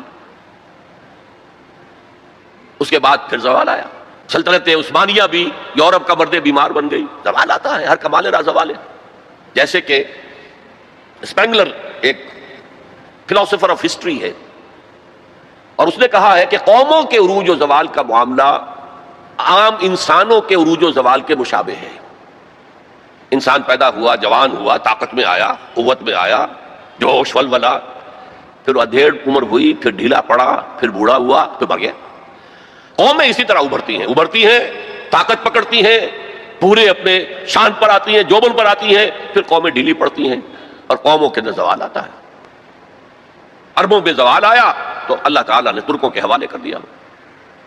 اب ایک نکتہ نوٹ کیجئے، یہ جو ہمارے دو دور عروج آئے، ان میں سے ایک میں عربوں کے جو زیر قیادت دور تھا، اس میں یورپ میں داخل ہوئے مسلمان عرب اور بربر جبل الطارق کے ذریعے سے، طارق ابن زیاد کی سرکردگی میں، جو موسیٰ ابن نصیر کے بہت بڑے جرنیل تھے، اور آئیبیرین پیننسلا پورا فتح کر لیا، پورا موجودہ پورچگل اور اسپین پورا کا پورا، پائرنیز کو کراس کیا، سلسلہ کوہ جو ہے جو فرانس کو علیحدہ کرتا ہے اسپین سے، آئیبیرین پیننسلا سے، اور ہارٹ آف فرانس تک پہنچ گئے۔ لیکن وہاں ایک بڑی زبردست شکست دی ایک بہت بڑے فرانسیسی سردار نے۔ یہ 732 کا واقعہ ہے، حضور کے انتقال کے 100 برس بعد، 632 میں حضور کا انتقال ہوا، 732 میں بڑی زبردست شکست ہوئی۔ حالانکہ جبکہ یہ سیلاب جا رہا تھا تو عجیب بات ہے جو آپ نے شاید کبھی نہ سنی ہو، انگلینڈ میں شہنشاہ تھا ایمپرر ہوسا HOSSA، وہ ایمان لے آیا. اس نے دیکھا آ رہا ہے یہ سیلاب، میرا بھی ستیہ ناش ہو جائے گا. پورا آئیبیرین پیننسولا ان کے سامنے جو ہے وہ پامال کر چکے ہیں. وہ اسلام لے آیا، اس نے وفد بھیج دیا اسپین میں کہ میں تو اسلام لے آیا. بعد میں جب مسلمان ریٹریٹ انہیں کرنا پڑا فرانس سے نکل کر اور رہ گئے پائرنیز کے ویسٹ ساؤتھ ویسٹ ہی میں، تو پھر وہ دوبارہ عیسائی ہو گئے. بہرحال دوسرا ہمارا دور جو ہے، اس کے بعد جو زوال کا دور شروع ہوا ہے، دیکھیے جیسے یہودیوں پر یورپ کی طاقتیں آئی تھی، لیکن وہاں صرف یہ فرق ہے کہ eastern Europe, the Greeks and the Romans. ہم پر جو آئے وہ ویسٹرن اور سینٹرل یورپ کے لوگ آئے. ایک بات نوٹ کر لیجئے، ہسپانیہ کی یونیورسٹیوں نے یورپ کو بیدار کیا، ورنہ اس سے پہلے یورپ ڈارک ایجز، وہ خود کہتے ہیں ہماری تاریخ کا سیاہ دور. پوپ کی حکومت اتنی شدید تھی، اتنی متشدد تھی، سائنس کی تعلیم حرام، فلسفے کی تعلیم حرام. کسی گھر سے اگر سائنس اور فلسفے کی کتاب نکل آئے گھر جلا دیا جائے گا. مسلمانوں کے ذریعے سے جیسے ہمارے نوجوان جاتے ہیں امریکہ پڑھ کر آتے ہیں، آتے نہیں وہیں بیٹھ جاتے ہیں، وہ تو اکثر و بیشتر واپس نہیں آتے. لیکن یہ لوگ آتے تھے، اسپین کے بالکل ساتھ فرانس ہے، اس کے ساتھ جرمنی ہے، اس سے نیچے ملتا ہوا جو ہے اٹلی ہے، ان تین ملکوں کے نوجوان آتے تھے.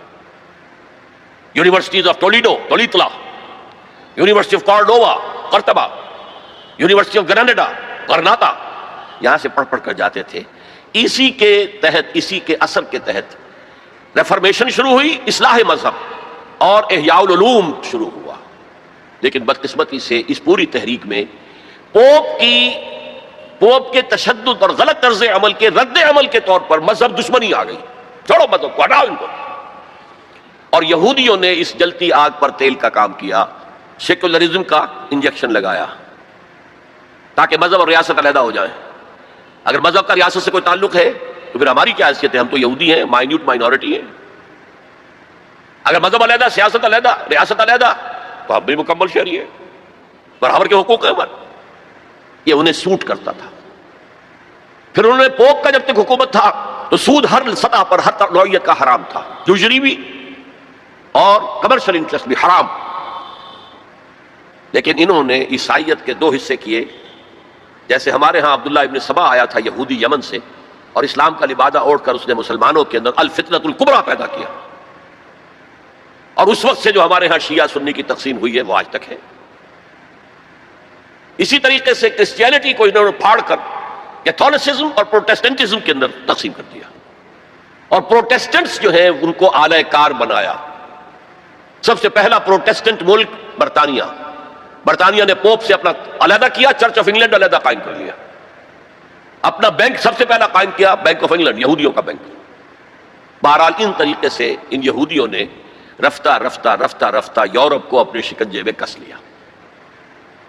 اب یہ جو رینائسنس ہوا اور احیاء العلوم ہوا اور سائنس کی ترقی ہوئی، نئی نئی ایجاد ہوئی، نئی نئی چیزیں جو ہیں وہ انسان نے تلاش کی، دریافت کی، فورسز آف نیچر، اور انہیں جو ہے ہارنس کیا، انہیں ایکسپلائٹ کیا، انہیں استعمال کیا، تو ایک پاور پوٹینشل پیدا ہو گیا سینٹرل یورپ کے اندر.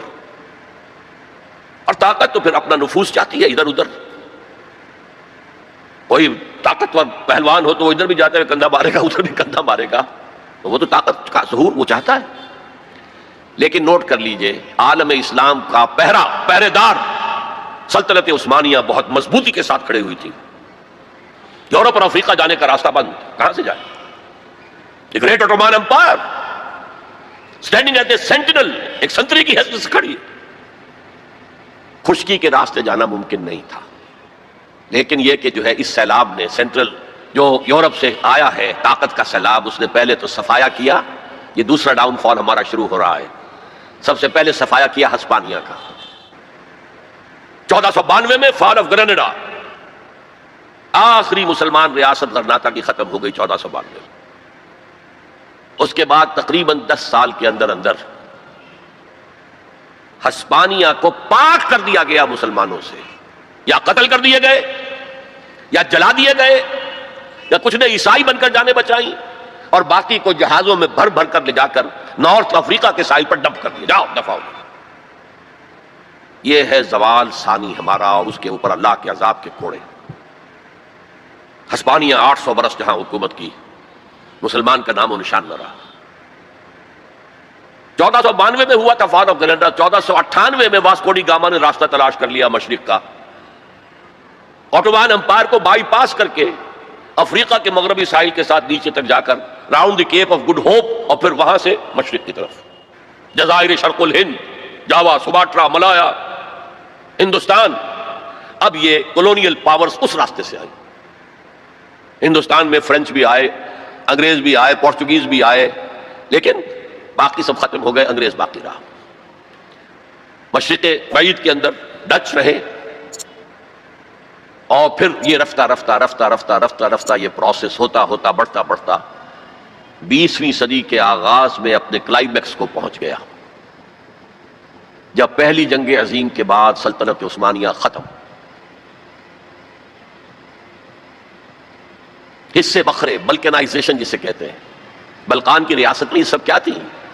یہ تو ترکوں کی حکومتیں تھیں۔ یہ جو کوسوو میں اور بوسنیا میں جو مسلمان ہیں، یہ کن کی یادگار ہیں؟ باقیات و صالحات کن کی ہیں؟ اسی دور کی، ترکوں کے دور کی۔ لیکن اب سلطنت عثمانیہ بھی ختم۔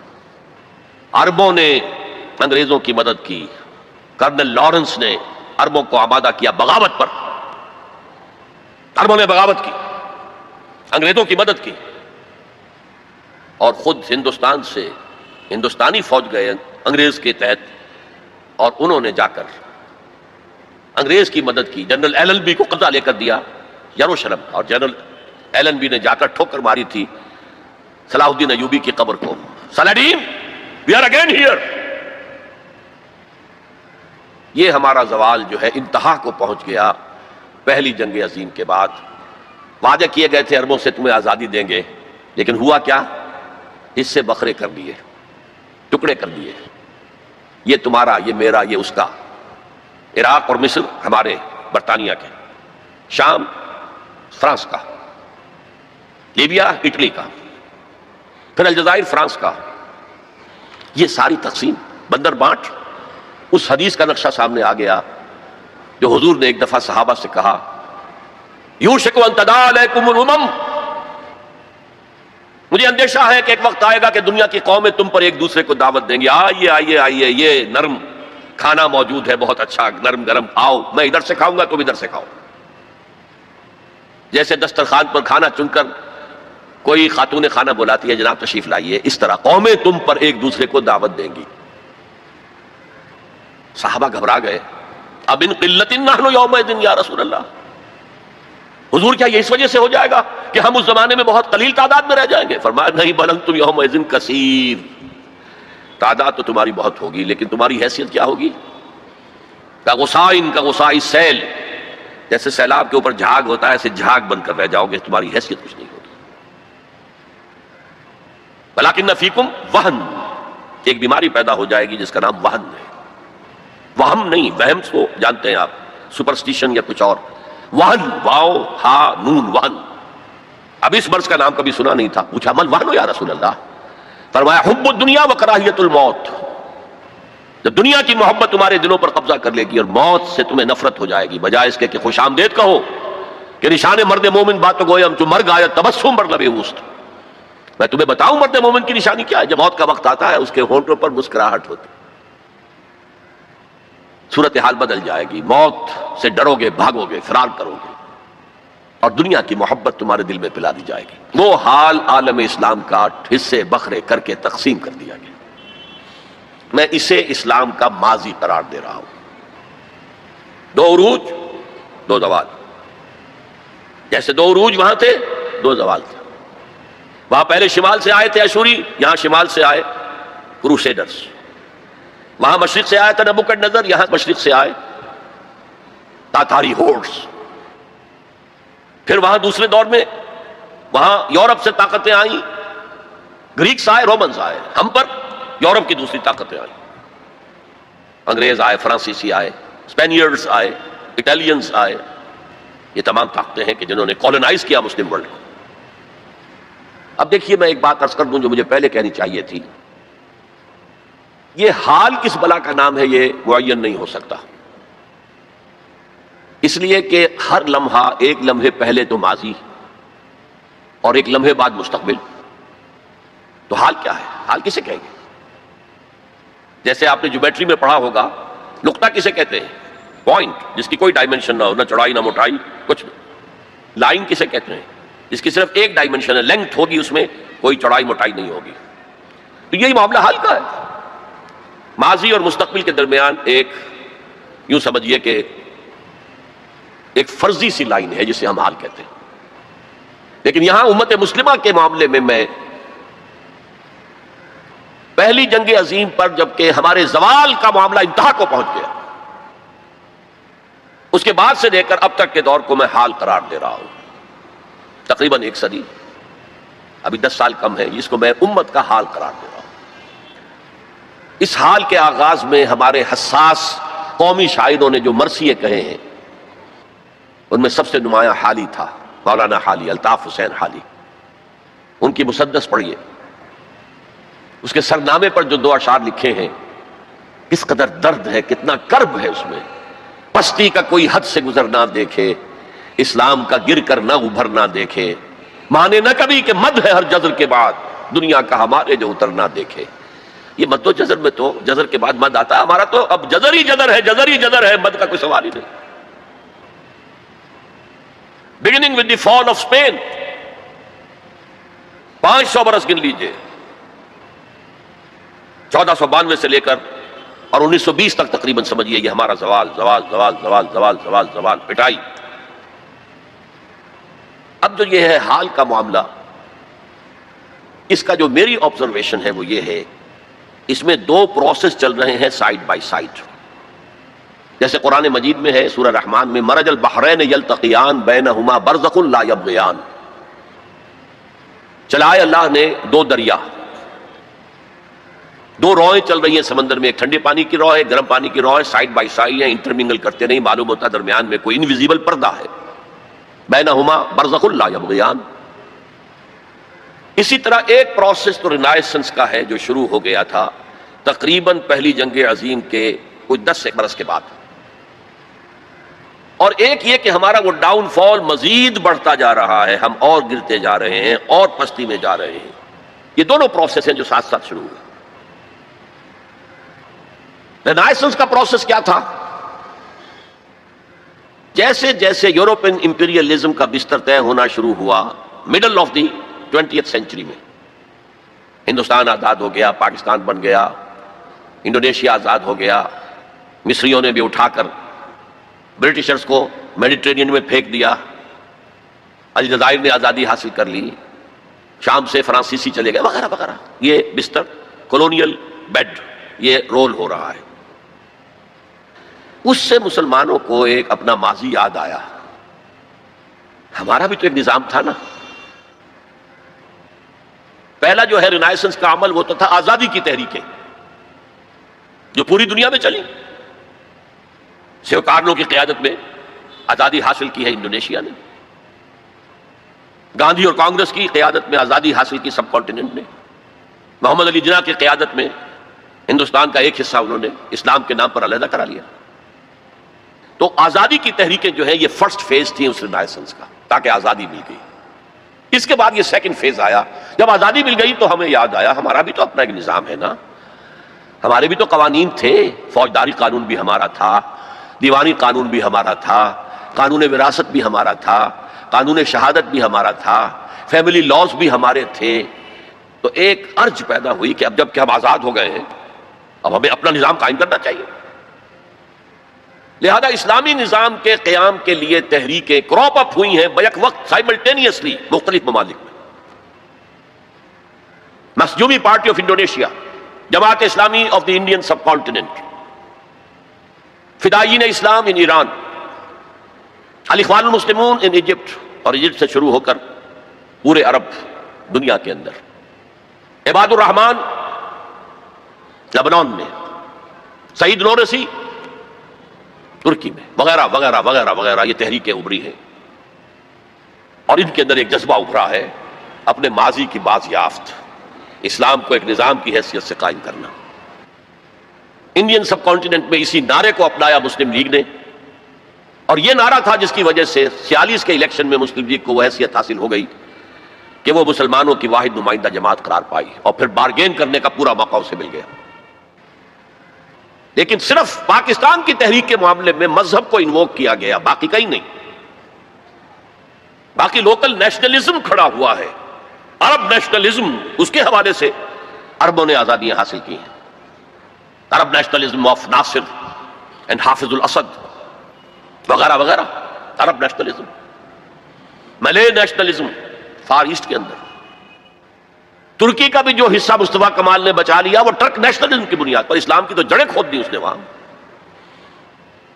اذان عربی میں نہیں ہو سکتی، نماز عربی میں نہیں ہو سکتی، عورت برقع نہیں لے سکتی، آپ ٹوپی نہیں پہن سکتے، عمامہ نہیں باندھ سکتے، ہیٹ پہننا ہوگا، انگریزی لباس پہننا ہوگا، وہاں تو نام و نشان مٹانے کی کوشش کی۔ لیکن ٹرک نیشنلزم کی بنیاد پر کم سے کم ریزسٹنس، ورنہ واقعہ یہ ہے کہ دول یورپ جو ہیں وہ نام و نشان ترکی کا مٹا دیتے ہیں، اس لیے کہ اس قدر شدید ان کے اندر انتقامی جذبہ تھا۔ یہ قوم ہے جس نے ہمارے اتنے وسیع رقبے پر حکومت کی ہے اتنے طویل عرصے تک، nearly whole of east Europe was under them. لیکن یہ کہ بہرحال قومی اعتبار سے مصطفیٰ کمال کا کام بھی ہے کہ اس نے ترکی کو بچایا ہے، تو صحیح ایک ملک۔ بہرحال اب جو تحریکیں چلیں، پہلی تحریکیں تو کامیاب ہو گئیں، اس کی سب سے بڑی وجہ سیکنڈ ورلڈ وار تھی۔ یورپین پاورز اتنی کمزور ہو چکی تھی، اتنی کمزور کہ اپنے بہت آؤٹ لائنگ جو ان کے علاقے تھے مقبوضہ، ان پر کنٹرول کرنا ممکن نہیں تھا۔ انگریز اس لیے گیا یہاں سے، ہم نے تو نہیں نکالا اسے۔ کیا آزادی کے لیے ہم نے کوئی جنگ لڑی؟ کیا کسی ایک انگریز کو بھی مارا؟ وہ تو خیر 1857 میں تو پھر بھی آپ کہہ لیں کہ مار دھاڑ ہوئی، انگریز بھی مارے گئے، انگریزوں نے ہندوؤں اور مسلمانوں کو بھی مارا۔ لیکن یہ جو سن 47 میں ہمیں آزادی ملی ہے، اس میں تو نہ ہم نے کسی انگریز کو مارا، نہ انگریز نے کسی ہندوستانی کو مارا۔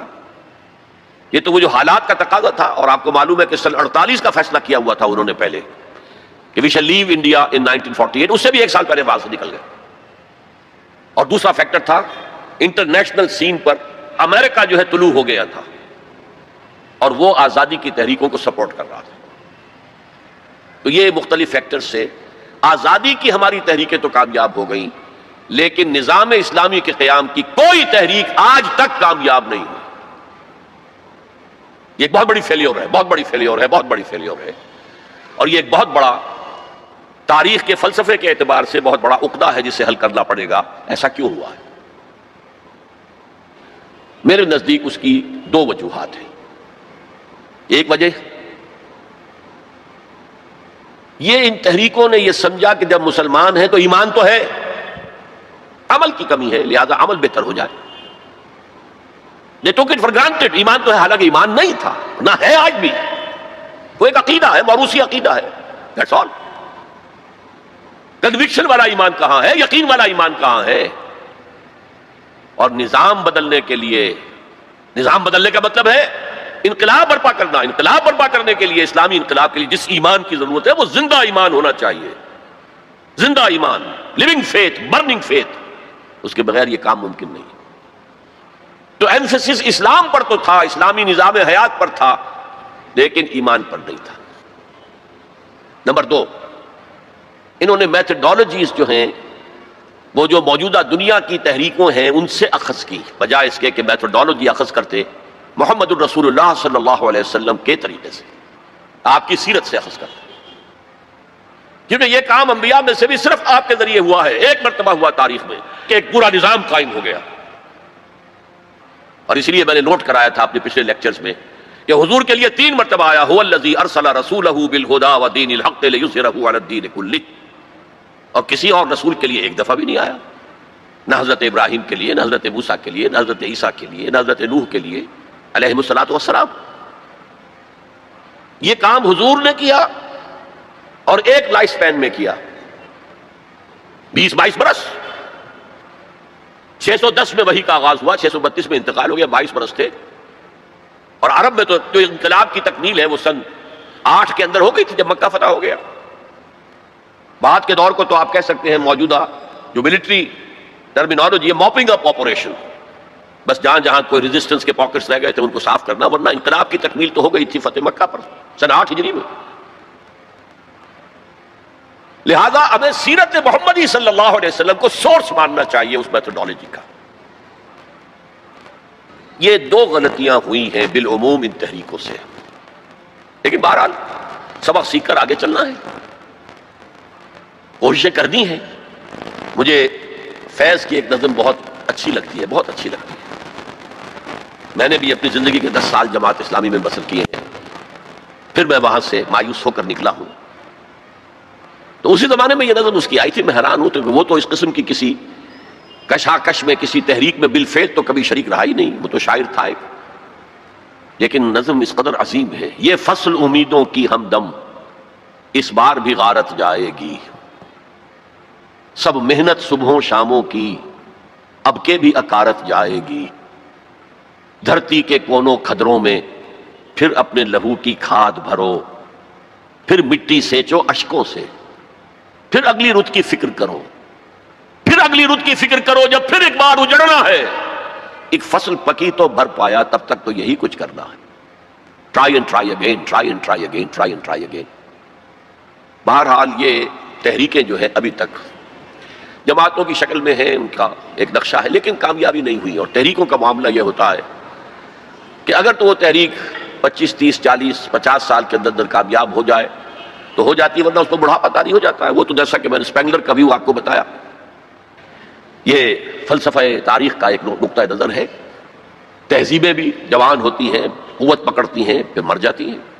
ٹوائنبی نے 20 تہذیبیں شمار کی ہیں کہ پوری تاریخ انسانی کے دوران 20 سویلائزیشن ابھری ہیں، ان میں سے وہ کہتا ہے 12 ختم ہو چکی ہیں، 8 ہیں اس وقت۔ اور اسی کو ہنٹنگٹن نے پھر آگے بڑھایا کلیش آف سویلائزیشن کے اندر، کہ یہ جو 8 تہذیبیں آج دنیا میں ہیں، ان میں سے ایک ہماری مغربی تہذیب ہے، باقی 7 میں سے بھی 5 وہ ہیں جنہیں ہم آسانی سے ایسیمیلیٹ کر سکتے ہیں، ہمارے اندر گم ہو جائیں گی، ضم ہو جائیں گی۔ They pose no threat, no challenge. صرف 2 تہذیبیں ایسی ہیں کہ جو ذرا لوہے کے چنوں کے مانند ہیں، ان کے چبانا مشکل ہوگا، ایک مسلم سویلائزیشن اور ایک کنفیوشین سویلائزیشن آف چائنا۔ اس پر پھر اس نے مشورے دیے تھے، اور یہ جو تھنک ٹینکس ہوتے ہیں اور جو اس طرح کے دانشور ہوتے ہیں، ان کے مشوروں پر کس طرح عمل ہوتا ہے امریکہ کے اندر۔ 2 مشورے دیے، ایک تو چائنا کو اور مسلم ورلڈ کو ایک دوسرے سے دور کرو، چائنا کو ایسٹ ورڈ لکنگ کر دو، ویسٹ ورڈ لکنگ نہ رہے۔ ویسٹ میں تو عالم اسلام ہے، اگر مشرق کی طرف رخ ہو جائے گا تو پیسیفک، اکراس دی پیسیفک امریکہ بیٹھا ہوا ہے، اور بیچ میں نیچے جو جزیرے ہیں۔ اسی مشورے کے تحت ایپیک قائم ہوئی، ایشیا پیسیفک اکنامک کوآپریشن۔ دوسرا مشورہ دیا، مسلمانوں کے آپس کے اختلافات کو بڑھکاؤ۔ میں سمجھتا ہوں پاکستان میں جو شیعہ سنی قتل و غارت ہوئی ہے، وہ اصل میں اس پالیسی کا نتیجہ، وہ انڈیجنس نہیں ہے، بلکہ اس کے ڈانڈے باہر سے ملتے ہیں۔ ورنہ شیعہ سنی سائڈ بائی سائڈ رہتے ہیں، کبھی کوئی عوامی فساد تو ہوا ہی نہیں ہوا۔ شیعہ سنی کا کوئی عوامی فساد کبھی ہوا ہی نہیں، آج تک نہیں ہوا۔ زیادہ سے زیادہ اختلاف ہوتا ہے تو محرم کے دنوں میں کہ تعزیے کا جناب یہ راستہ آپ کا مقرر ہے، آپ ادھر کیسے جا رہے ہیں، بس اس پر ہوتا، وہ بھی ان چند دنوں کے اندر، باقی تو اور کہیں نہیں۔ سائڈ بائی سائڈ، اوپر نیچے، ایک ملٹی سٹوری بلڈنگ میں اوپر شیعہ ہے نیچے سنی ہے، یا نیچے شیعہ ہے اوپر سنی ہے، کوئی نہیں۔ لیکن ہے یہ ایک بہت بڑی ایک پالیسی ہے جس کے تحت یہ سب کچھ ہو رہا ہے۔ بہرحال ہمارا جو اپورڈ جو موومنٹ تھی رینائسنس کی، وہ تو تاحال تو ناکام ہے بالکل۔ یہ جو کچھ ایران میں ہوا، یہ ایک بڑا ہی اچانک ایک فینومینن ہے جو ابھرا ہے، وہ کسی تحریک کے نتیجے میں نہیں ہے، وہ تو اصل میں ایک پولیٹیکل موومنٹ تھی اگینسٹ دی شاہ۔ اس کے لیے نہ کوئی اسلامی تحریک کے لیے کوئی جماعت بنائی گئی، نہ اسلامی انقلاب کے لیے کوئی فکر تیار کیا، کچھ بھی نہیں۔ ایک جوائنٹ سٹرگل اگینسٹ شاہ، جس میں لیفٹسٹ بھی تھے، رائٹسٹ بھی تھے، تودے بھی تھی، خالص کمیونسٹ، مجاہدین خلق بھی تھے جو ویسے مسلمان ذہن کے تھے لیکن کچھ لیفٹ کی طرف ان کا رجحان تھا، لبرلز بھی تھے، مہدی بادرگانی جیسے لوگ، اور علماء بھی تھے، آیت اللہ بھی تھے، سب تھے۔ عین وقت پر آیت اللہ نے اس کو ہائی جیک کیا ہے، اور اس کے بعد ان کی آپس میں جو انفائٹنگ ہوئی ہے مجاہدین خلق کی اور ان علماء کی، وہ آپ کو معلوم ہے کتنا خون بہا ہے۔ یہ بالکل تحریک جو ہے پاکستان کی اینٹی بھٹو تحریک کے پیرلل تھی، ہم عصر تھی، ایک ہی زمانے میں، نوعیت بھی ایک ہی تھی۔ بھٹو کے خلاف جو لوگ تھے وہ سب جمع ہو گئے۔ میں نے اسے اس وقت بھی کہا تھا کہ میں اسے ایک سیاسی تحریک سمجھتا ہوں، نظام مصطفیٰ کی تحریک نہیں مانتا، چاہے اس کی وجہ سے جس مسجد میں 10 سال سے میں جمعے کا خطاب کر رہا تھا مجھے وہ مسجد چھوڑنی پڑی۔ میں نے کہا ٹھیک ہے، اس لیے کہ عوامی جذبات اتنے اٹھے ہوئے تھے PNA کی تحریک، اس کا نام رکھ دیا گیا نظام مصطفیٰ تحریک۔ حال یہ ہے کہ عصر کی نماز جا رہی ہے اور جلوس چلتا جا رہا ہے اور نظام مصطفیٰ کی تحریک ہے، نمازیں ایک دوسرے کے پیچھے نہیں پڑھ رہے ہیں اور نظام مصطفیٰ کی تحریک ہے۔ انا للہ و انا الیہ راجعون۔ وہ بھی ایک پولیٹیکل موومنٹ تھی، اینٹی بھٹو موومنٹ۔ کسی کو کسی وجہ سے دشمنی تھی بھٹو سے، کسی کو کسی وجہ سے، کسی کو کسی وجہ سے، کسی کو کسی، سب جمع ہو گئے اور سب نے جو ہے ٹانگ کھینچ لی، لیکن ہائی جیک کر کے لے گئی آرمی، سب دیکھتے رہ گئے۔ وہ سارا حلوہ جو PNA نے پکایا تھا وہ ضیاء الحق نے 11 سال کھایا بیٹھ کر آرام سے۔ It was hijacked by Zia ul Haq, that was hijacked by علماء۔ لیکن پیرلل موومنٹس تھی، اور Shah of Iran and Bhutto both مرتے وقت یہ کہہ کر گئے کہ ہمیں امریکہ نے مروایا ہے۔ ڈیموکریٹک حکومت تھی، ڈیموکریٹس کی حکومت تھی امریکہ میں، انہوں نے سپورٹ کیا ان تحریکوں جو ان کے خلاف چل رہی تھی۔ بہرحال بھٹو کا تو ایک اور جرم بھی تھا کہ اس نے ایٹم بم بنانے کا اعلان کیا تھا، چاہے ہمیں گھاس کھانا پڑے ہم ایٹم بم بنائیں گے، اور کسنجر نے کہہ دیا تھا well make an example of you, پاس نہیں آؤ گے اگر تو تمہیں نشان عبرت بنا دیں گے، اور وہ نشان عبرت پھانسی پہ جھلا دیا اس کو۔ بہرحال اس اعتبار سے ہماری ابھی پیش رفت کچھ نہیں ہو سکی ہے، میننگ فل پیش رفت، بلکہ اس میں جو ایک نئی ڈائمنشن پیدا ہوئی ہے افغانستان فینومینن کے نتیجے میں، جو القاعدہ اور اسامہ ابن لادن اور ان کے ہم خیال لوگوں نے جس طرح کا طریقہ کار اختیار کیا ہے، جذبہ تو ظاہر بات ہے کہ ان کا مذہب یہ ہے، جانے دینا آسان کام تو نہیں ہے، لیکن یہ جو دہشت گردی کا طریقہ اختیار کیا ہے یہ کاؤنٹر پروڈکٹیو ہے، نقصان دہ ہے، اس کے فائدہ کچھ نہیں، کچھ حاصل نہیں ہوگا۔ بہرحال ہر شخص اپنی نیت کے حوالے سے اللہ تعالیٰ کے ہاں جج کیا جائے گا۔ انما الاعمال بالنیات، اگر ان کی نیت نیک ہے، خلوص میں، اس میں انہیں اجر ملے گا، لیکن یہ تو کاؤنٹر پروڈکٹیو ہے اس وقت، اور ان کے حوالے سے اس وقت ویسٹ نے بالکل ٹارگٹ نمبر 1 بنا دیا ہے کہ فنڈامنٹلسٹ اسلام یہ ہمارا دشمن ہے، ہمیں ختم کریں گے۔ چنانچہ جو تازہ ترین رپورٹ آئی ہے رینڈ کارپوریشن آف امریکہ کی، جو ہائیسٹ لیول کا تھنک ٹینک ہے اور جس کی سفارشات پر وزارت خارجہ اور باقی وزارتیں عمل کرتے ہیں، ان کی رپورٹ میں مسلمانوں کو 4 حصوں میں تقسیم کیا گیا ہے۔ نمبر 1 وہ لوگ جو اسلام کو ایک نظام زندگی سمجھتے ہیں، پولیٹیکو سوشو اکنامک سسٹم بھی سمجھتے ہیں، ایک مذہب کے علاوہ، مذہب بھی ہے، عقائد بھی ہیں، عبادات بھی ہیں، رسومات بھی ہیں، لیکن اس کے ساتھ ہی پولیٹیکو سوشو اکنامک سسٹم جو سمجھتے ہیں they are our enemy number 1, we have to crush them in whatever way it is possible۔ اس لیے کہ ہم اپنے مد مقابل کسی نظام کو کھڑا ہوا نہیں دیکھ سکتے، اور آپ سوچئے 40 برس جو کولڈ وار رہی وہ نظاموں کی جنگ تھی نا، اس میں مذہب کا تو کوئی سوال ہی نہیں تھا۔ ویسٹ میں بھی سب کے سب کیا تھے، عیسائی تھے، اور رشیا کے اندر کون تھے؟ USSR کی عظیم اکثریت کن پر مشتمل تھی؟ یہ چند مسلمان ممالک چھوڑ دیجئے، قازقستان وغیرہ، تو باقی تو سارا وہ عیسائی تھے نا، مذہب کا کوئی ایلیمنٹ نہیں تھا، ایلیمنٹ نظام کا تھا، ہمارا کیپٹلسٹک نظام، اور یہ کمیونسٹ نظام اس کا چیلنج بن کر آ گیا ہے، نتھنگ ڈوئنگ، برداشت نہیں کریں گے۔ تو فنڈامنٹلسٹ کے بارے میں تو ان کی پہلے پالیسی ڈکلیئرڈ ہے، we have to crush them. Number 2 ہے ٹریڈیشنل لوگ، روایتی علماء، یہ اپنے مسجدوں میں، اپنے مدرسوں کے اندر قال اللہ و قال الرسول پڑھنے میں ہیں، تو یہ فی نفس ہی تو خطرناک نہیں ہے، لیکن اگر یہ فنڈامنٹلسٹ کے ساتھ مل جائیں تو بہت خطرناک ہے، اس لیے کہ ان کے پاس جو ہے لوگوں کے ساتھ رابطے کا مستقل ذریعہ موجود ہے۔ ہر جمعے کو جلسہ عام ہو رہا ہے، چھوٹا سا جلسہ کرنے کے لیے بھی آپ کو کتنے پاپڑ بیلنے پڑتے ہیں، اس کا اشتہار شائع کیجئے، اس کی ڈلوری کیجئے، اس کا اعلان کیجئے، وہ کتنے آئیں گے، 200-400 آ گئے تو بڑی بات ہے۔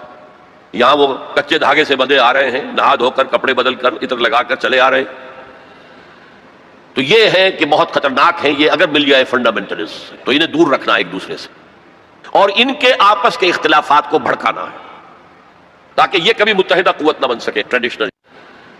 تو یہ ہے کہ بہت خطرناک ہے یہ، اگر مل جائے فنڈامنٹلسٹ تو انہیں دور رکھنا ایک دوسرے سے، اور ان کے آپس کے اختلافات کو بھڑکانا ہے تاکہ یہ کبھی متحدہ قوت نہ بن سکے ٹریڈیشنلسٹ۔ تیسرے انہوں نے کہا ہے جو ماڈرنسٹ ہیں، جو اسلام کی ایسی تعبیر اب کر رہے ہیں جو ہماری تہذیب کے ساتھ کمپیٹیبل ہے، یہ جو ری انٹرپریٹیشن آف اسلام ہو رہی ہے to make it compatible with western civilisation, وہ کہتے ہیں کہ یہ ہے اصل آدمی، اور ان کی مدد کرنی چاہیے، انہیں سپورٹ کرنا چاہیے، ان کو امداد دینی چاہیے، اور ان کو میڈیا پر ان کی اپیئرنس کا اہتمام کرنا چاہیے، اس لیے کہ ان کے پاس کوئی اور ذریعہ تو ہے نہیں، مسجد میں کون گھسنے دے گا انہیں؟ وہاں کون ان کے پیچھے نماز پڑھے گا اور کون ان کا خطبہ سنے گا؟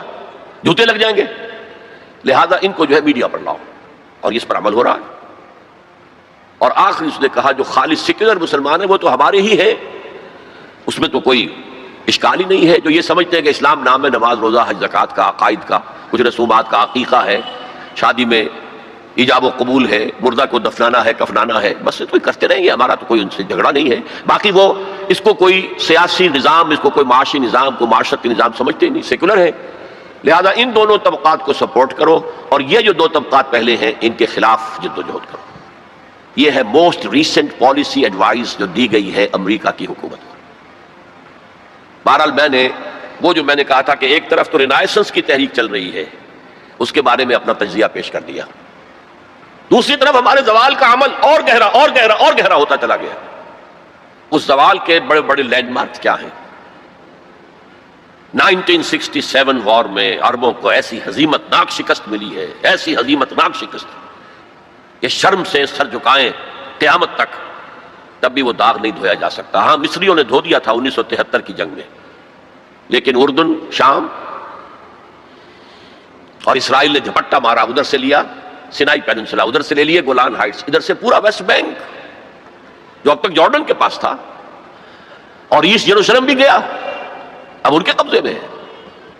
فرام 1967 یہ عالم عرب کے اعتبار سے یہ ہمارے زوال کا ایک بہت بڑا لینڈ مارک ہے. اسلام کے نام پر بننے والے ملک کا جو حشر ہوا 1971 میں 2 لخت ہو گیا، 2 ٹکڑے ہو گیا، اور سخت ہزیمت ناک، عبرت ناک ہزیمت جو ہے مسلمانوں کو پاکستان کو اٹھانی پڑی، یہ ایک اور دوسرا لینڈ مارک ہے. پھر جو قتل عام ہو رہے ہیں بوسنیا میں، چچنیا میں، پیلسٹائن میں، یہ سب کے سب جو ہیں یہ اسی کی شکلیں ہیں. تو down fall is also increasing, going deeper and deeper and deeper. لیکن دوسری طرف رینائسنس کی تحریکیں بھی ہیں، اگرچہ مس لیڈ ہیں. میں ان حضرات کو جو میں نے کہا کہ ان کی نیت کے اعتبار سے اللہ کے ہاں ان کے ساتھ معاملہ ہوگا، لیکن میں ان کا جو بھی طریقہ کار ہے اسے سمجھتا ہوں کہ وہ مفید سے زیادہ مضر ہے، کاؤنٹر پروڈکٹیو ہے، اسلام کا نقصان پہنچ رہا ہے اس. اور میں انہیں کہتا ہوں مس گائیڈڈ میزائلز. ایک میزائلز ہوتے ہیں گائیڈڈ میزائلز، یہ مس گائیڈڈ میزائلز ہیں. یہ ہے آج کی داستان جو میں نے آپ کے سامنے رکھی. اس آج میں یہ اب مزید شامل کر لیجئے، کیونکہ آج میں نے شروع کیا تھا جنگ عظیم اول کے کچھ 10 سال بعد سے. 1924 میں خلافت جو ایک نومینل ادارہ تھا، برائے نام ایک کہیے کہ ٹوکن ایک مسلمانوں کی اجتماعیت کا، ختم ہوئی. اس کے بعد سے پھر ایک رینائسنس کا پروسیس شروع ہوا. آزادی کی تحریکیں، نظام اسلام کے قیام کی تحریکیں، آزادی کی تحریکیں کامیاب ہوئی. وہ زمانے کی جو روح عصر تھی، اسپرٹ آف دی ٹائم کے مطابق تھی، کامیاب ہو گئی. لیکن یہ کہ یہ تحریکیں دوسری جو ہے ناکام ہو گئی، اور اب جو ایلیمنٹ آ گیا ہے وہ کاؤنٹر پروڈکٹیو ہے. لیکن ہمارے خلاف جو اب طاقت ایک ابھر کر آئی ہے، وہ جو اسلام کی بدترین دشمن ہے، یہودی، اب انہیں تمکن حاصل ہو گیا ہے، ان کے شکنجے میں ہے اس وقت. عالم عیسائیت ان کے شکنجے میں ہے، اگرچہ اس میں مختلف شیڈز ہیں. کیتھولکس اتنے زیادہ اعلی کار نہیں ہیں ان کے، اگرچہ ویسے شکست مان چکے ہیں. پوپ نے یہ فتویٰ ایشو کر دیا تھا کہ حضرت عیسیٰ کے صلیب دیے جانے کی ذمہ داری یہودیوں پر نہیں ہے، جس کے جواب میں پھر ابھی ایک پکچر بنی ہے دی پیشن، جس میں کہ صحیح حقائق کو دوبارہ پیش کیا گیا. سن 62 میں نے ایک پکچر دیکھی تھی کنگ آف کنگز، اور اس میں صحیح تاریخ تھی. حضرت عیسیٰ کو کنہوں نے مروایا تھا ان کے قول کے مطابق. ہمارے نزدیک تو اللہ نے انہیں اٹھا لیا تھا. اور دوسری طرف جو پروٹیسٹنٹ عیسائی ہیں، جو زیادہ فنڈامنٹلسٹ ہیں، ویسپ، ان میں سے خاص طور پر ویسپ، یہ اصطلاح پتہ نہیں آپ لوگوں نے سنی ہے کہ نہیں سنی ہے. ویسپ ایک تو اس بھیڑ کو کہتے ہیں نا جو کاٹ جاتی ہے کہیں اور سوجن ہو جاتی ہے اور تکلیف ہوتی ہے، اور ویسپ اصل میں مخفف ہے وائٹ اینگلو سیکسن پروٹیسٹنٹس. ان کے 2 گڑھ ہیں بڑے بڑے، ایک برطانیہ اور ایک امریکہ، USA. ویسپ یہ پوری طرح یہودیوں کے شکنجے میں ہے. یہ بات پچھلی صدی میں، آج سے تقریباً 100 برس قبل، علامہ اقبال جب یورپ گئے تھے 1905 میں اور 1908 تک رہے تھے وہاں، تو he could see through the society, European society. وہ خود جو کہتے ہیں نا کہ گاہ میری نگاہ تیز چیر گئی دلے وجود، گاہ الجھ کے رہ گئی میرے توہمات میں. تو انہوں نے دل وجود کو ان کی نگاہ نے چیر کر دیکھ لیا تھا کہ فرنگ کی رگے جاں پنجے یہود میں. اس وقت کا فرنگ، اس کا امام برطانیہ تھا. آج اسی فرنگ کا امام امریکہ ہے، یونائٹڈ اسٹیٹس آف امریکہ. فرنگ کی رگے جاں پنجے یہود میں. بہرحال اب میں مستقبل کی طرف آتا ہوں. اس کو میں دو حصوں میں تقسیم کروں گا، ایک مستقبل بعید، ایک مستقبل قریب. مستقبل بعید جو زیادہ بعید نہیں ہے میرے نزدیک، وہ بہت زیادہ دور نہیں ہے. وہ کیا ہے؟ قرآن مجید کے صغرا کبرا سے بھی ثابت ہوتا ہے.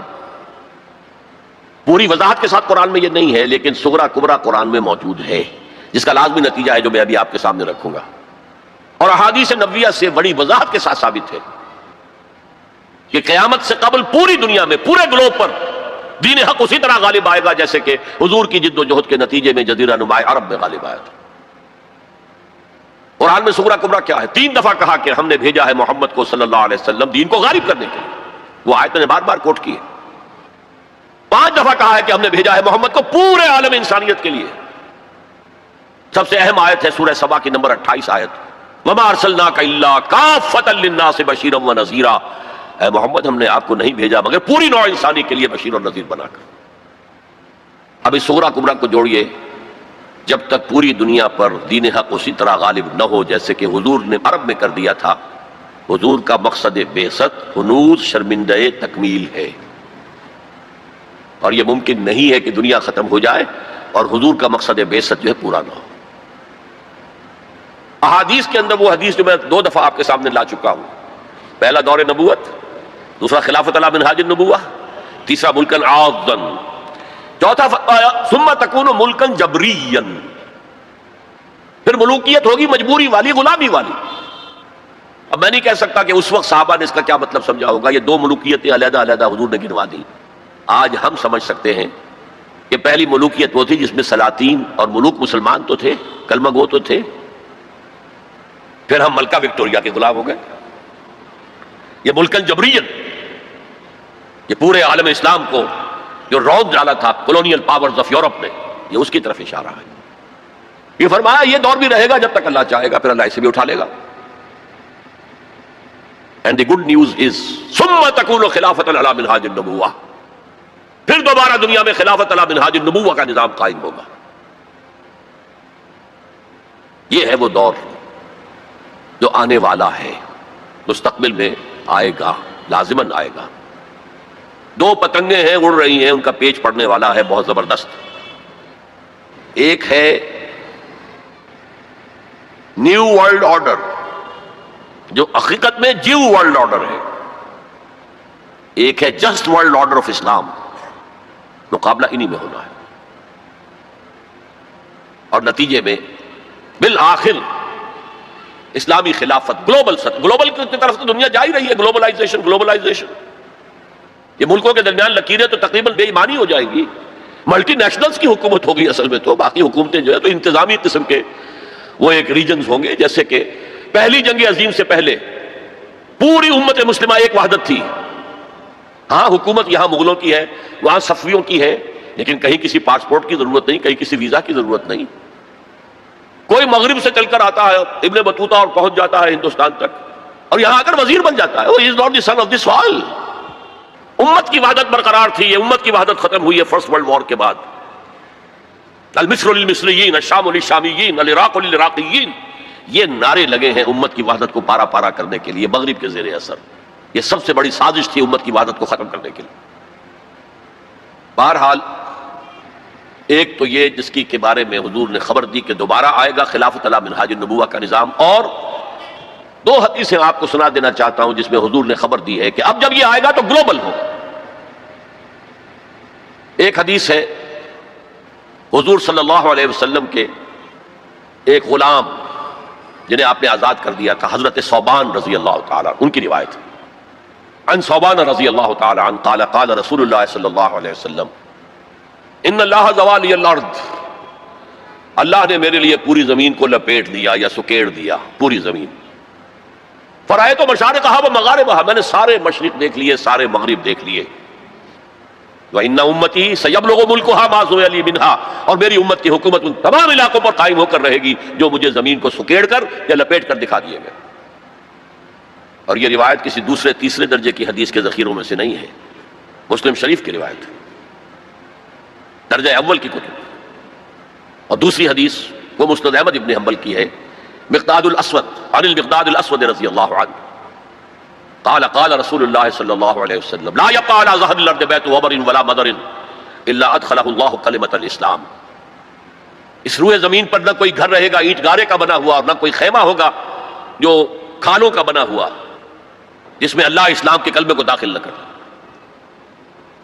بعز عزیز اور ذل ذلیل، یہ داخلہ دو میں سے ایک طریقے پر ہوگا، یا عزت والے کے اعزاز کے ساتھ، یعنی وہ خود اسلام قبول کر لے گا تو اس کے گھر میں یا اس کے خیمے میں اسلام داخل ہوگا، اس کی بھی عزت ہوگی. وَلِلَّهِ الْعِزَّةُ وَلِرَسُولِهِ وَلِلْمُؤْمِنِينَ، عزت کا حقدار تو اللہ ہے، اس کے رسول ہے اور اہل ایمان ہے. اور ذل ذلیل، یا کسی کمزور کی پستی کی وجہ سے، اگر اسلام قبول نہیں کریں گے تو یؤتوا الجزیۃ عن ید وہم صاغرون، چھوٹے ہو کر رہنا پڑے گا، جزیہ دینا ہوگا.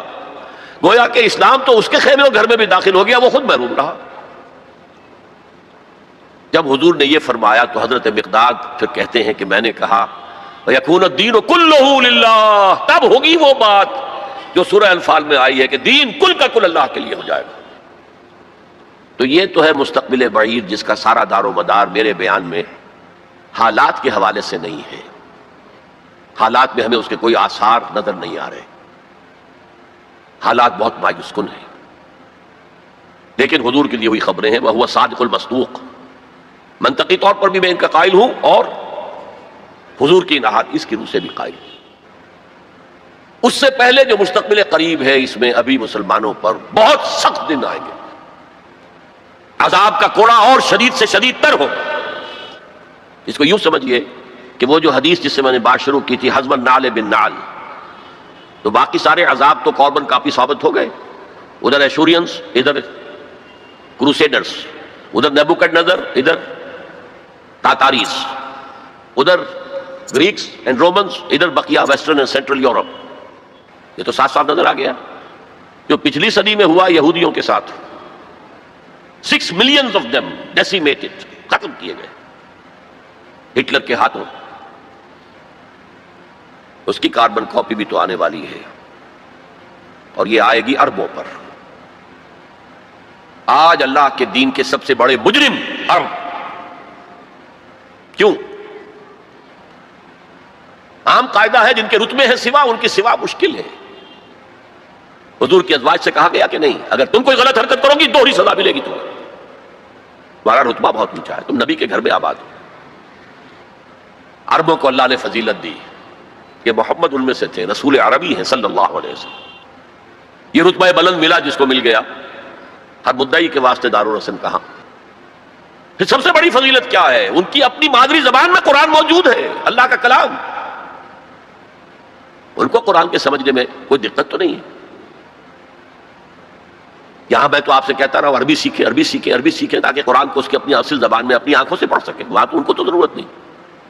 پھر بھی ان کا اگر یہ حال رہا کہ جو ملک بھی کولونیل رول سے آزاد ہوا اس نے یا تو اپنا قبلہ کر لیا ماسکو کی طرف اور یا واشنگٹن کی طرف، تو ان سے بڑا مجرم اور کوئی نہیں. ایک حدیث میں آیا ہے ویل للعرب من شر اقترب، بہت ہلاکت اور بربادی ہوگی.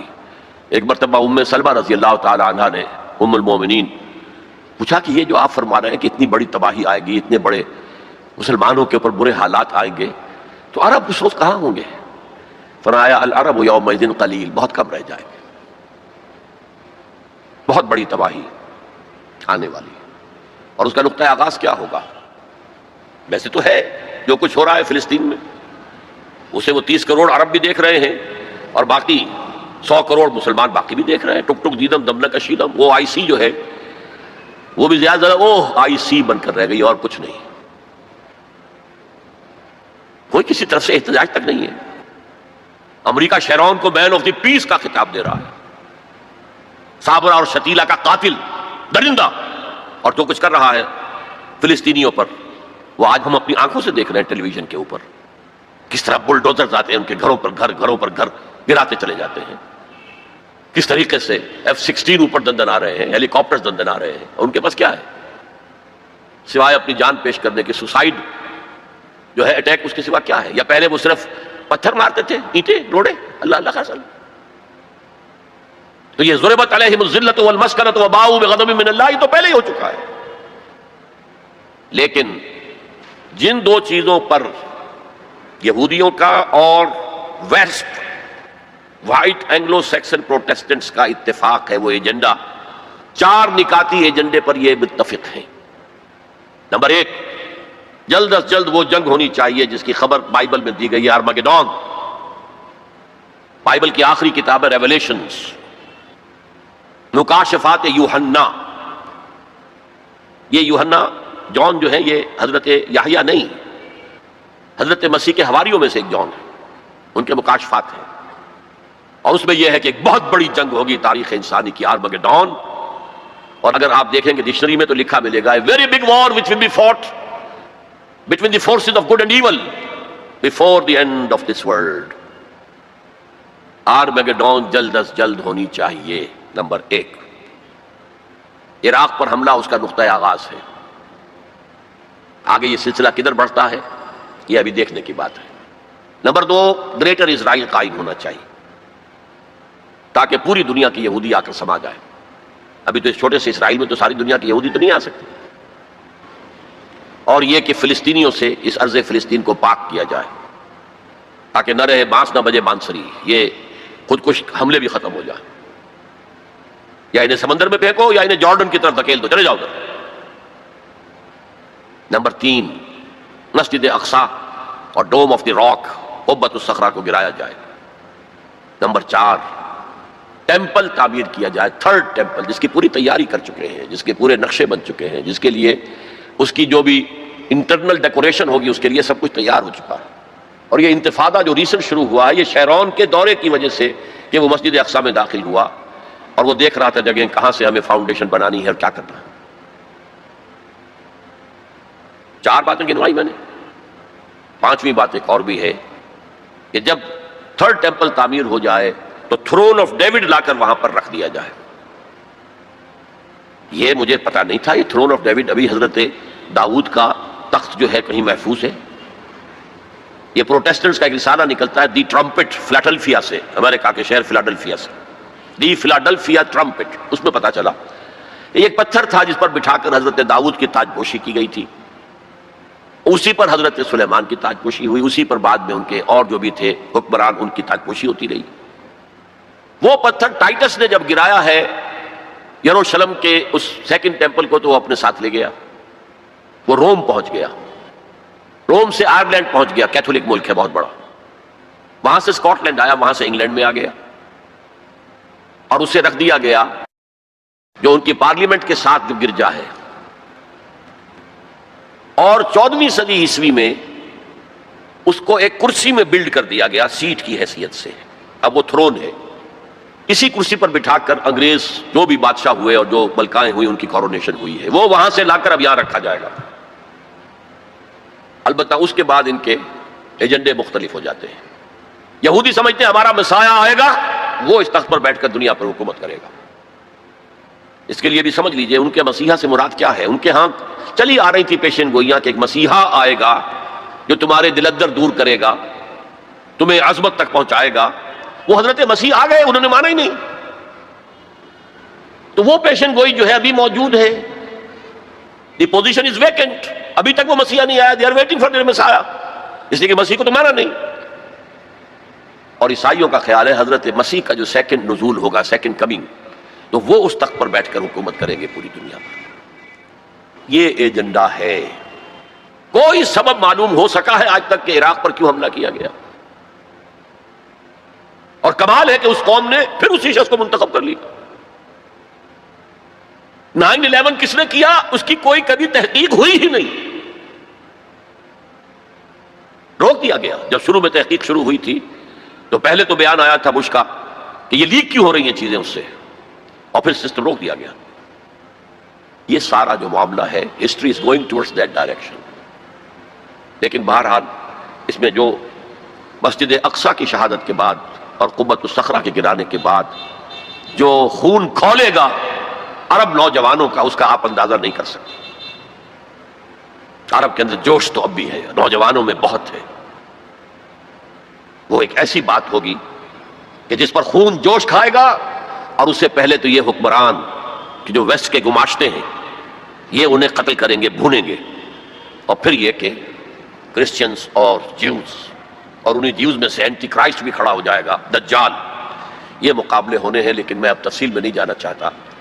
لیکن ان کے ذریعے سے عالم عرب پر تو بہت بڑا، بہت سخت عذاب آئے گا. باقی عالم اسلام دوسرے درجے میں ہے. مجرم ہم سمجھتے ہیں کہ نمبر 2 پر ہم مسلمانان پاکستان ہیں، جنہوں نے اس ہندوستان کی تقسیم اسلام کے نام پر کروائی، اور 57 برس گزر گئے ہیں کہ اس اسلام کا کوئی نام و نشان وہاں نہیں ہے. وہی اسلام ہے جو ہر جگہ ہے، یہاں بھی ہے. مسجدوں میں آپ بھی جا رہے ہیں، ہم بھی جا رہے ہیں. لیکن وہ اسلامی نظام جو کہا گیا تھا کہ اسلام کے اصول حریت و اخوت و مساوات کا ایک نمونہ دنیا کو دکھانا چاہتے ہیں، وہ کہاں ہے؟ لیکن یہ کہ جہاں تک عرب پر اس عذاب خداوندی کا تعلق ہے، اس کا تو مجھے یقین ہے ہوگا، اور ہولوکاسٹ سے کم 10 گنا ہوگا. خاکم بدہن، جیسے نیبوکڈنیزر کے ہاتھوں جتنے مرے تھے، اس سے 100 گنا جو ہے وہ تاتاریوں کے ہاتھوں مرے. لیکن یہ کہ باقی امت جو ہے، شاید اللہ تعالی ہمیں ہدایت دے دے، شاید اللہ تعالی قوم یونس کی طرح ہمیں توبہ، اجتماعی توبہ کی توفیق دے دے. اللہ کی رحمت سے ہم اس اعتبار سے مایوس نہیں ہیں. اپنی جو بھی ہماری بساط ہے کوشش کر رہے ہیں کہ وہاں پر اسلامی نظام آ سکے جس کے لیے وہ ملک بنایا گیا تھا. بہرحال یہ ہے میرا تجزیہ مستقبل کے بارے میں. میں اب اسی پر اکتفا کر رہا ہوں، معمول سے بھی زیادہ ٹائم آج ہو گیا ہے. اللہ تعالیٰ مجھے بھی اور آپ کو بھی توفیق دے کہ ہم کمر ہمت کسیں اور اس دلدل سے نکلنے کی کوشش کریں، اور اپنی زندگیاں وقف کریں اس کام کے لیے کہ جیسے کل میں نے کہا تھا، جاگو اور جگاؤ، ہوش میں آؤ، دوسروں کو ہوش میں لاؤ، پھر مل جل کر وَلْتَكُن مِّنكُمْ أُمَّةٌ يَدْعُونَ إِلَى الْخَيْرِ وَيَأْمُرُونَ بِالْمَعْرُوفِ وَيَنْهَوْنَ عَنِ الْمُنكَرِ. اللہ تعالیٰ توفیق دے. وما توفیقی الا باللہ العلی العظیم. السلام علیکم سامعین، آپ لوگ ڈاکٹر اسرار احمد صاحب کے اور بیانات سننا چاہتے ہیں تو ہمارے چینل کو سبسکرائب ضرور کرتے ہیں.